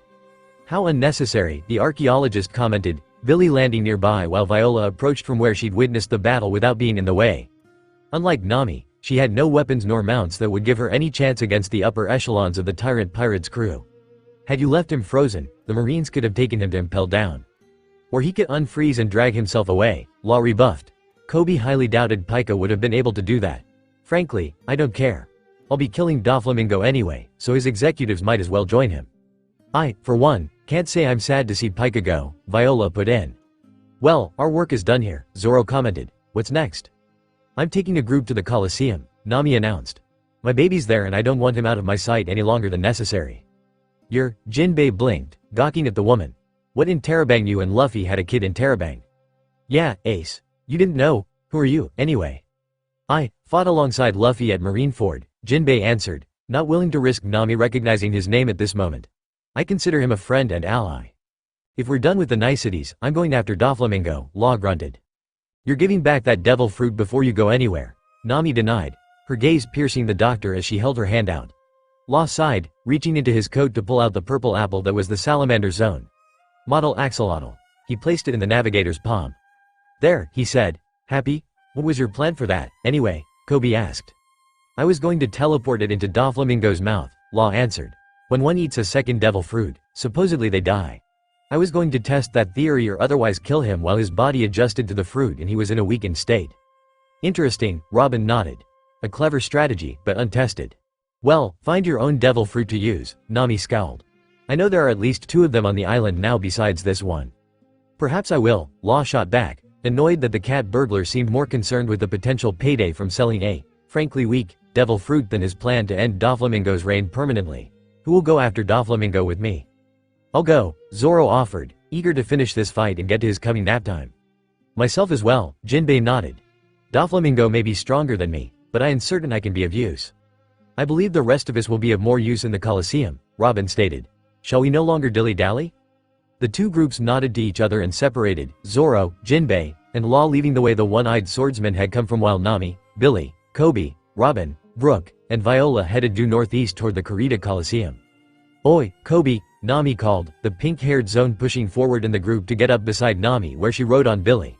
He took note of the gash on Billy's beak that would probably scar, a new addition since the start of the day. What is it? Here. She handed the devil fruit to him. Hold on to that. I don't have any pockets and don't want to leave it in my saddlebag where it might be forgotten. You're trusting me with it? The young man asked. What if something happens? Then I'd suspect something happened that you deemed it necessary, Nami replied. She offered him a small smile. We've known each other for years at this point, Coby. If someone eats that devil fruit on your watch, then either you're dead already or you gave it to them to save a life. Coby smiled slightly. I'm glad you have such faith in me, Nami. She nodded, turning back to the others and raising her voice. Well, let's hurry. This war isn't going to win itself. Luffy's fist broke through the building wall, a section of its interior crumpling in on itself as his arm retracted. The pirate captain didn't care about the property damage, nor did he have the time or ability to, as the ground where he'd been standing was crushed under the hockey-coated cranium of Don Chinjao. I don't have time for this, stupid beard guy, Luffy growled, trying for the nth time to explain that their fight really needed to happen later. This fight will be the last of your time, grandson of Garp. Don Chinjao roared, his beard somehow defying gravity so the ends raised to give an appearance like white flame. Pay for the sins of your family. What Gramps does isn't my problem. Luffy charged forward, spinning into an unannounced gum-gum whip, but Don Chinjao had not reached such an age by being weak.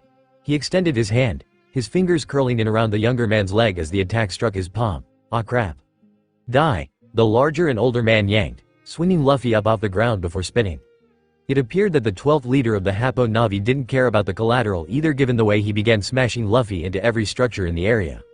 Walls were smashed through, houses caved in, businesses and their merchandise scattered, and the only statue in the area, one of Doflamingo with his smarmy grin, snapped in half.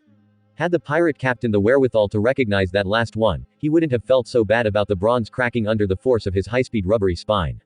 As it was, though, he was too dizzy at that point to know or recognize what he was hitting. Ow, ow, ow, Luffy grunted, the young father thankful for his rubber constitution. Sure, he was pretty sure others on his crew like Zoro or Sanji could take this sort of beating without a devil fruit. But his rubber body at least saved him the pain of the bruises and the chance of broken bones.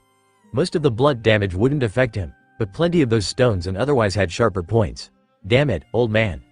Why won't you repent and die already? Don Chinjao demanded, slamming Luffy into the ground one more time before reeling him in, wrapping his stretchy leg like a garden hose.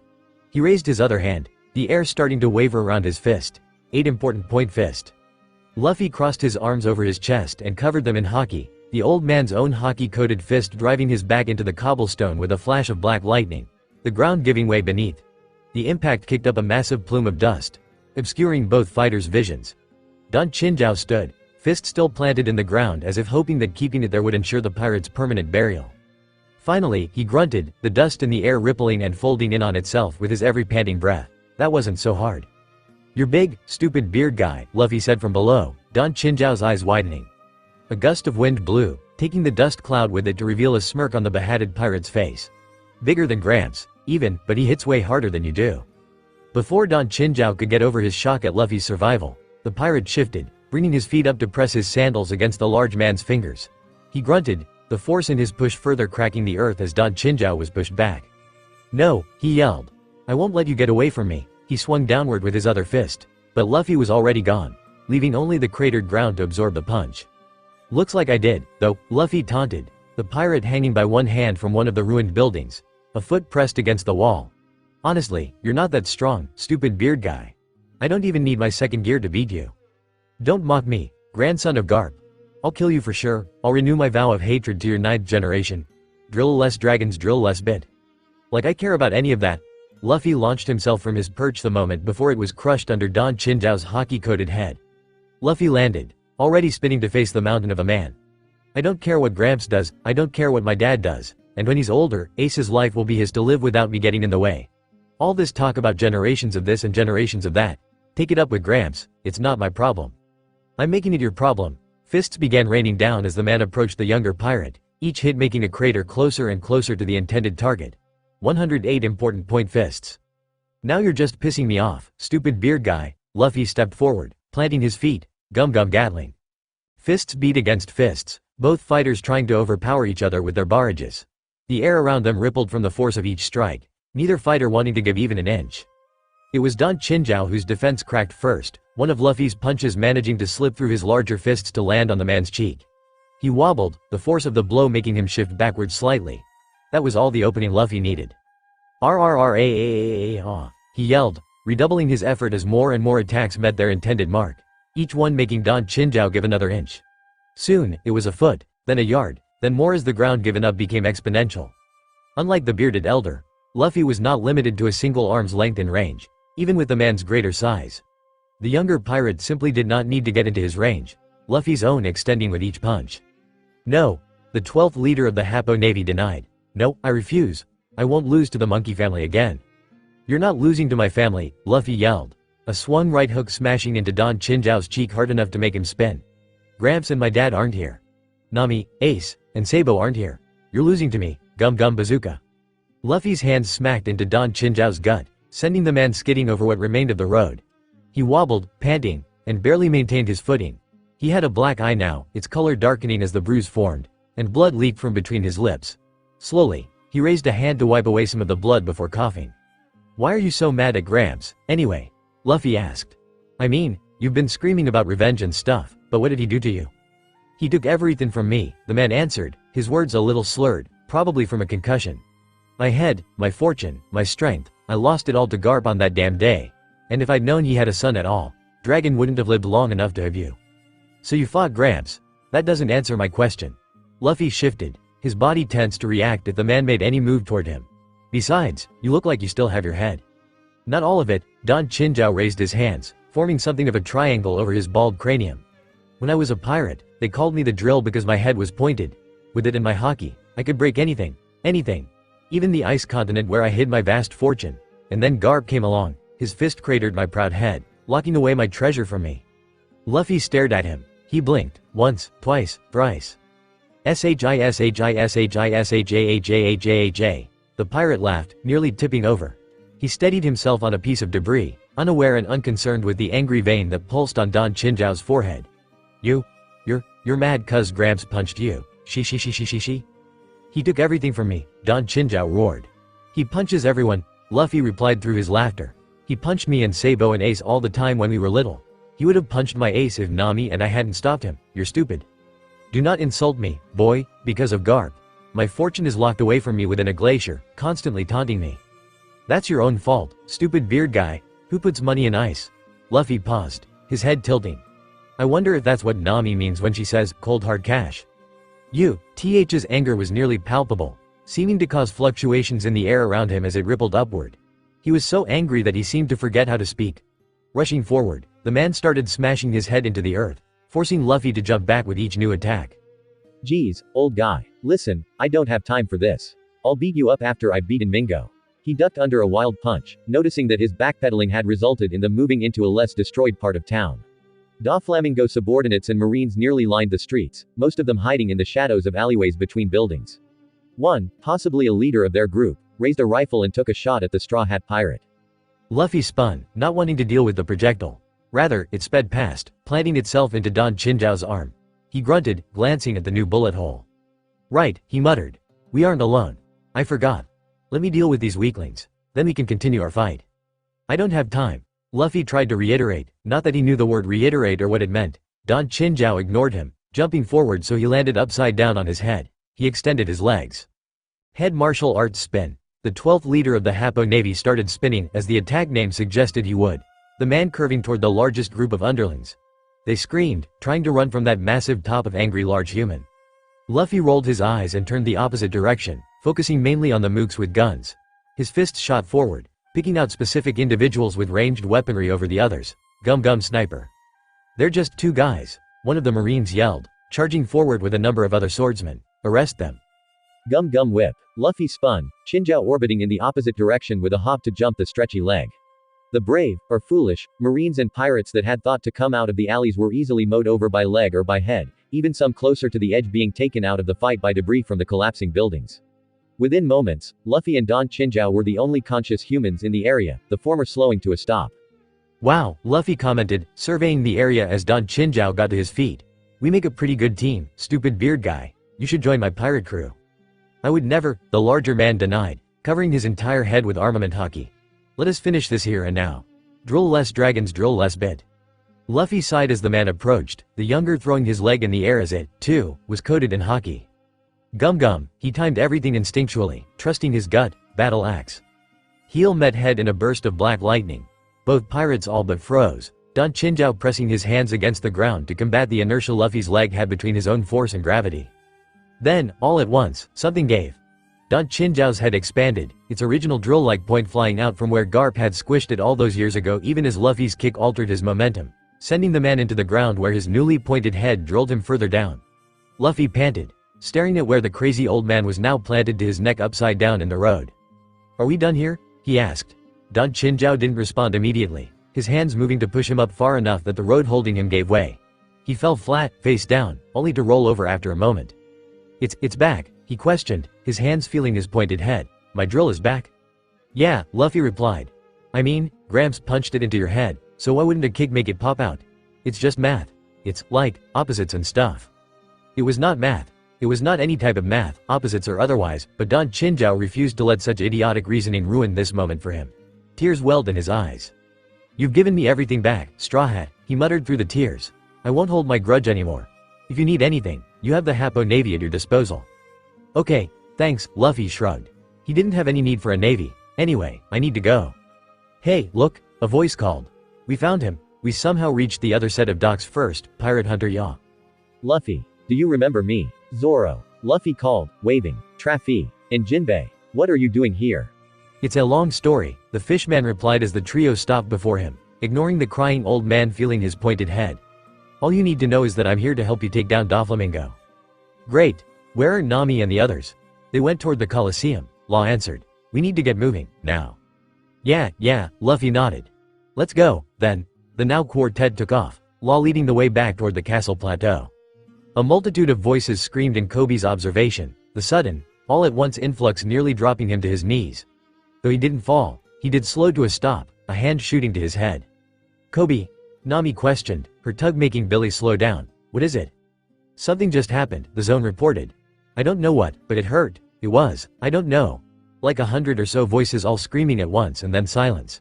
I had to check it out. Would you like assistance? Brooke asked.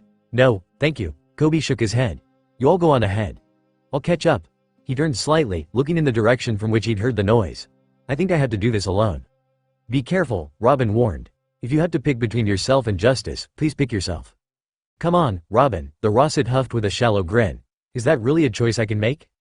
Before any of his crewmates could get in another word, Coby morphed into his slasher mode and took off, blurring in and out of view as he balanced speed in his own vision. He had a rough idea of where the screams had come from, but he didn't know what to expect when he found the location. Fortunately or unfortunately, it wasn't that hard to find a large block of translucent purple candy, Coby hunching down on the roof of a nearby building as he took in the scene. On one side, with a massive block of purple holding countless small dots inside, stood an annoyingly familiar face. A cocky grin stretched over a deeply cleft chin. Helmeppo still had one arm raised, almost leaning on his creation. Across from the youngest vice admiral stood three figures with a small cloud of yellow that had apparently avoided the Marine's ambush, though one of them was harder to see than the other two. The first was a tall, muscular man with only one leg, a broadsword held at the ready. The second was a small woman with periwinkle hair in a lab coat, matching Nami's description of the Lori Velo. The last was much smaller than the other two. Coby, suspecting the mostly green spot was one of the so-called dwarves Kaku had mentioned at one point. A closer look at the cloud revealed that it was, in actuality, a number of dwarves on wasps or beetles. A small woman in the lead with a purple color scheme and some sort of bee or hornet zone power. Why did you ambush us? The man demanded. You are a marine. We have no quarrel with you. Our problem is with Doflamingo. Yes, Helmeppo replied, his voice dripping with some annoyed emotion Coby couldn't name. You have several things skewed in your thinking. 1. As a warlord and the king of this nation, Doflamingo is under the employ of the world government, making him an asset for us to protect in your cause against him treason. 2. I see you currently harboring a highly wanted pirate and subordinate of an emperor, making you a pirate conspirator to Beast King, Kaido. If traitor and conspirator are titles we need to defeat the Mad King, then they are titles we will bear, the bee hornet woman voiced. And finally, 3, Helmeppo finished, ignoring her. This is the type of situation my ultimate prey can't help but run to like a fly to honey. The blonde's eyes moved from the group on the ground to contact with Koby's own. The grin widened into a cold smirk. Try horn, Coby. We meet again, Coby huffed, a growl rumbling in the back of his throat. He hopped off the roof, shifting into his hybrid mode so the cobblestone cracked and crunched on his landing. His hands slowly slid Hishokusha and Imono free from their sheaths. What the hell are you doing here, Helmeppo? When the call for backup went out to the surrounding branches and word was that the Straw Hats were causing mayhem in Dressrosa, I just couldn't stay away, the Marine replied, raising the hand palm up. He closed it slowly. After all, you and your captain have slipped through my fingers twice now. It's only fitting I be part of the force that finally brings you down. Then you'd fight to defend a tyrannical warlord? A pirate who kidnapped people and caused their families and friends to forget they ever existed? Coby demanded. With all focus in the area directed at the pair, Velo took the chance to tiptoe away. No one noticed. All to just get back at us? I knew your sense of justice was warped, but I didn't know it was so hypocritical, too. That warlord is under the command of the world government and thus enjoys a portion of our leniency, Trihorn. You, however, are set for a lifetime in Impel Down. Assuming I don't kill you here and now, of course. You know, I've been there, Coby snarked with a roll of his eyes. Absolutely shit service. They wouldn't even bring me a cola. -4 out of 5, too much ice. Lizard, the non-insectoid dwarf called. Are you here to fight this human? More like he's here to fight me, Coby responded. I'm sorry you got caught up in it. He's used his devil fruit to capture over half of the Tantata warriors in our force, the one-legged human said. Please, help us free them. I'll do what I can. Helmeppo, let's take this over here. Coby shuffled sideways, keeping both of his eyes on his foe. The Marine didn't move except to keep Coby in his own gaze. How naive, he snarled. You think a Marine has any impetus to listen to a pirate when he proposes something as stupid as a one-on-one, Candyland? Purple candy raced out from Helmeppo's feet, moving in all directions. Coby was able to jump, avoiding the worst of it, and the bee woman and her force were already in the air. But the one-legged man and the other dwarf had no such reaction time. Both gasped, the human wobbling as his balance was threatened while the dwarf's cry was lost in the mound of candy that engulfed him. Captain Leo, the female dwarf yelled. His power is candy, Coby warned them as he landed. His weight cracked the candy land directly beneath him, granting his shoes a little more traction. I don't know what it tastes like, but he's a logia. You don't stand a chance if you don't know armament hockey or have flour. Giving away another's weaknesses is in poor taste, Trihorn, Helmeppo warned, dashing, or more accurately, skating, over the candy at a speed incapable for most people. Coby didn't hesitate, his swords coming up to block the candy cookery knives that Helmeppo formed, metal and food clashing with a clang. We'll get you out, Captain Leo, the woman insisted, her swarm of bees, beetles, and riders scrambling around their captured commander. Coby didn't have time to focus, the Straw Hat pirate deciding to press his advantage and go on the offensive. Pterodactyl swarm. That won't work on me, Helmeppo bragged, Coby's flying slashes passing through his logia form with only a few splashes of viscous candy. He launched forward to close the distance between them once more. Hishokusha moved, catching one of the kukri before it could decapitate the pirate even as Helmeppo's other tried to stab his chosen arch-nemesis. With no time to block, Coby instead changed to his slasher mode, jumping upward in a half-flip that had the candy weapon miss him by millimeters. He shifted to his drill mode quickly, kicking off the air with moonwalk straight downward. Drill mode 5-point style. Mesozoic meteor. Helmeppo spat a curse and flung himself to the side, the space where he'd been standing turning into a hole as Coby did an impressive impersonation of a mole. Faster than Helmeppo had thought possible, Coby zipped around just under the surface of his Candyland, his trail marked by lines of cracked and shattered candy above. One line went under the one-legged man and another under the trapped dwarf, breaking both fighters free of their candy confines. TCH, the logia hissed. When annoying, Thunder Soldier interrobang. Movement in the area stopped as every eye turned to the voice. Standing on the edge of the Candyland was Rebecca, King Riku, Kinnaman, and Kujiro flanking her. Kairos, the former king questioned, Is that you? Rebecca, the named man smiled. King Riku, I've returned to the flesh. The hell is this? Helmeppo demanded. A family reunion in the middle of a battle? Yes, it is, the former king replied. Rebecca, that's your father, the warrior Kairos and the former head of the Dressrosan army. Dad? Rebecca took a step forward only to freeze. Coby broke free of the ground, transforming into his armor mode as Hishokusha and Imono intercepted Helmeppo's attempted attack on the woman. You have no shame, do you? The pirate growled. Sir Coby, Kinnaman gasped. Aizu is retrieving his men now. We only need to protect the king and princess until they arrive, but we are being pursued. This day just gets better and better, the Rasa growled. Captain Leo, I'm so glad to see you. The bee-woman's cheer was cut off by a scream. One echoed by a number of her own forces as each in the air, dwarf, beetle, and bee alike, was cut in twain. The whip-like blade was only stopped by Kairo's own, shoving him back nearly a foot in the direction of his daughter, his father-in-law, the zone pirate, and the samurai. I was hoping to get them all in one swoop, Diamante growled, carelessly stepping on several of the bisected insects and dwarves. Leo's grip on his needle tightened to the point his weapon shook as the Doflamingo officer crushed poor Bian's remains. Well, I suppose it wouldn't be fun that way. Hey, Marine.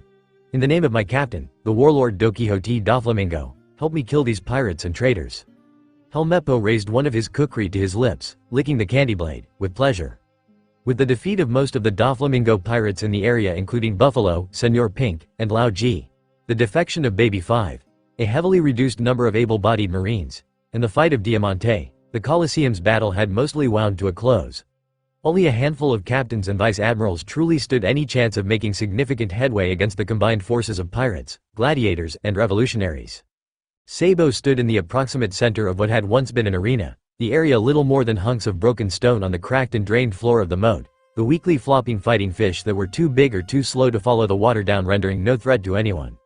Arrayed to his left were Koala, Hack, and William D. Chapston of the Revolutionary Army.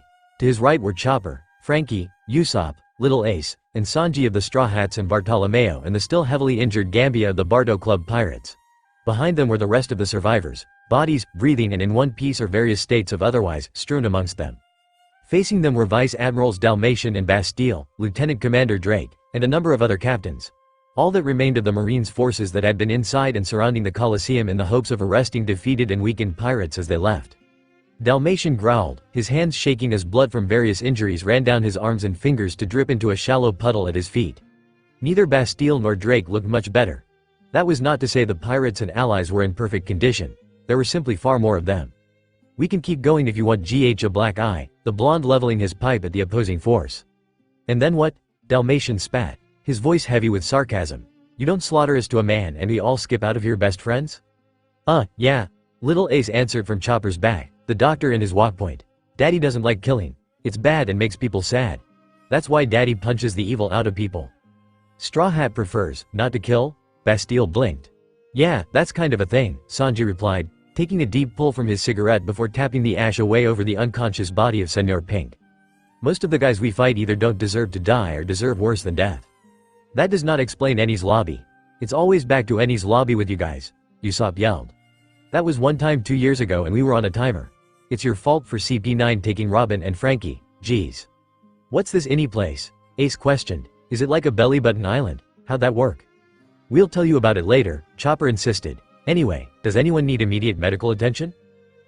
Gambia does. Mr. CH Chopper, sir, Bartolomeo replied. His wounds from the tournament 00 opened again during the fight. Alright. Chopper hurried over, using one of his antlers to lift Ace off his back and set him down. Now pay attention, Ace. This is how you disinfect a deep slash without poisoning the patient. I'm watching, Choppy-sensei. So cool, Bartolomeo whispered. You're so lucky, Gambia. Did you just forget about us? Drake questioned. It's not that they forgot, Frankie replied, his rounded shoulders opening to show the prepped missiles waiting within. It's that they super don't have to care. One of the captains muttered. Should we just cut our losses? We still have 2 vice admirals, another whispered back. We can take them. I mean, we haven't taken them yet, a third commented. There was a crash from the streets beyond the Colosseum. And there's still the giant to deal with. Honestly, you should be thanking us, Sabo shrugged. And why, pray tell, should we? Bastille demanded. Because Doflamingo is stabbing you in the back and we're here to deal with the problem for you. Speaking of Mingo, Usopp said, a waver in his voice. What's with the lines in the sky? I'm assuming that's something to do with him? Truthfully, we're as clueless about that as you are, Dalmatian admitted. He flexed his fists, flinching as he settled back into a fighting stance. That said, we'd be in the doghouse if we just gave up. They never take the easy way, do they? Koala questioned. Just because there was no water left did not mean she was less dangerous with her fishman karate. Nothing's changed in 20 years, William chuckled, drawing his sword. Don't blame us if you see the light. Let's go, Sabo ordered, charging ahead. He jumped, spinning forward before bringing his pipe down toward the stronger Marines. Quaking dragon shatter. The Colosseum shook from the force of the impact as the Marines jumped away, pirates and likewise flanking them from either side. There was little any of them could do against such numbers, worn down as both sides were at that point.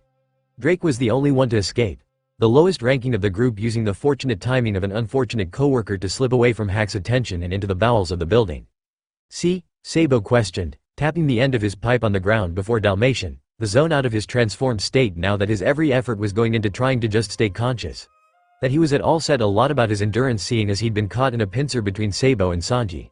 All this could have been avoided if you'd just surrendered. Oh well. The scarred blonde brought his pipe down on the Marine's skull. It wasn't enough to kill the man, but it was none too gentle and would certainly leave a lasting mark. Luckily for Dalmatian, he didn't feel a thing in the sweet embrace of unconsciousness. Alright, Bartolomeo grinned, cracking his knuckles over the downed form of Vice Admiral Bastille. What's next? Usopp dropped a bamboo spear seed, the sniper grabbing the top as it sprouted so the rapidly growing plant carried him upward to the point where he could see beyond the broken walls of the building.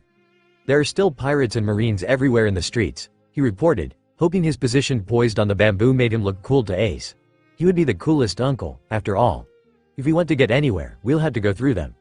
Long Nose has a point, William nodded, ignoring the indignant, hey, that came from said Long Nose above. Plus, I'm sure all those toys and their families are confused as shit about everything. Watch your mouth around Ace, old man. I'm not old, Long Nose. The former pirate captain glared at the perched sniper. Say that again and I'll have to call in Verona to give you another asshole. Don't know who that is, but I'm sure I'm a better shot. Girls, you're both pretty, Sabo said with a roll of his eyes. Look, let's see who we can still save here before we move on to the cleanup, yeah. You all can do that without me, Sanji commented, the chef turning away from them as something tickled his observation. He jumped, using skywalk to climb to the top of the Colosseum wall. What's up, Sanji? Usopp asked. A woman needs me, Sanji replied, his visible eye registering movement. He vanished with shave, reappearing in the streets below. His senses tingled, the familiar spirit of a beauty calling to his haki, but she was getting further away. Why? Sanji didn't understand, but he didn't need to. He followed the trail. It was only a couple moments before the smoking man caught a hint of yellow, a trail of unconscious bodies left in both his wake and hers. Sanji rounded the corner only to stop. He blinked. Amy? What's going on? Who are they? Sanji, Amy grinned, but there was something off about her smile. It lacked any real emotion, not quite meeting her eyes. Oh, you don't need to be so defensive around these guys. Tamago and Peckham's aren't gonna hurt you if you don't do anything stupid. They're here to escort us to the wedding. Wedding? The chef echoed. What are you talking about? You didn't tell him? Peckham's muttered with a growl. It's fine, the woman waved off, but again Sanji sensed that something was off. Her movements were almost robotic, as if a part of her wanted to resist. He's gonna love her, I know it. Amy, Sanji warned, an edge in his voice. What is this? Bon, we need to hurry this up before we're seen, Swar, Tamago said. He flashed forward, only instincts that Sanji reacted to before he could understand them intercepting the long leg's leg with his own before it was planted in his gut. Even so, the force behind the kick was enough to pick the blonde off the ground, flinging him backward. He flipped, using skywalk to right himself in midair even as Peckham's moved, appearing behind him with claws raised. Sanji twisted, one of his legs lashing out to crash against Peckham's crossed arms. A single surge of black lightning shot from where they were connected, the lion mink's beady eyes widening slightly as dark miasma formed around the human's leg. "We don't need any of that. S'il vous plaît," Tamago said, an axe kick coming down on Sanji before he could recover. His impact with the ground cratered the road. The Straw Hat Pirate called Black Leg, coughing blood from the landing even as he bounced. Tamago didn't let up, kicking him again to send him into the wall of a building. "Ow," Sanji groaned, trying to get to his feet. A small foot stepped on his arm, the chef's eyes following its long, smooth leg to the flared, yellow dress. Amy gave him an uncomfortable smile as Tamago and Peckhams walked over to flank her, the former sipping at the teacup usually perched upon his head. Amy knelt, getting down closer to the male human. "Trust me, Sanji. This will be good for—" She swung a piece of debris down, the increased mass hunk of rock cracking against Sanji's skull. His visible eye rolled, the man going limp as blood started to soak his hair and run down the side of his face. He's fine, right?" Peckhams commented as Amy climbed off her crewmate, gathering him up to pass him to the mink. "It'll take a lot more than this to kill Sanji. He's as stupidly dense as our captain, Zoro, and Jin. He's fine. And we're not gonna get out until this string dome comes down. Leave that to Luffy. Once he finds Doflamingo, it'll only be a matter of time." "Bon, you sure have a lot of faith in this captain of yours, Swar," Tamago observed, silently questioning how well the mental meddling in Amy's head held. "That's just the kind of guy he is," Amy replied. "When push comes to shove, he'll move heaven and hell to do what needs to be done. The Straw Hats will be excellent allies for Mama." Tamago and Peckhams glanced at each other before all but shrugging. "Our moonwalker is this way," Peckhams reported. "Let's go."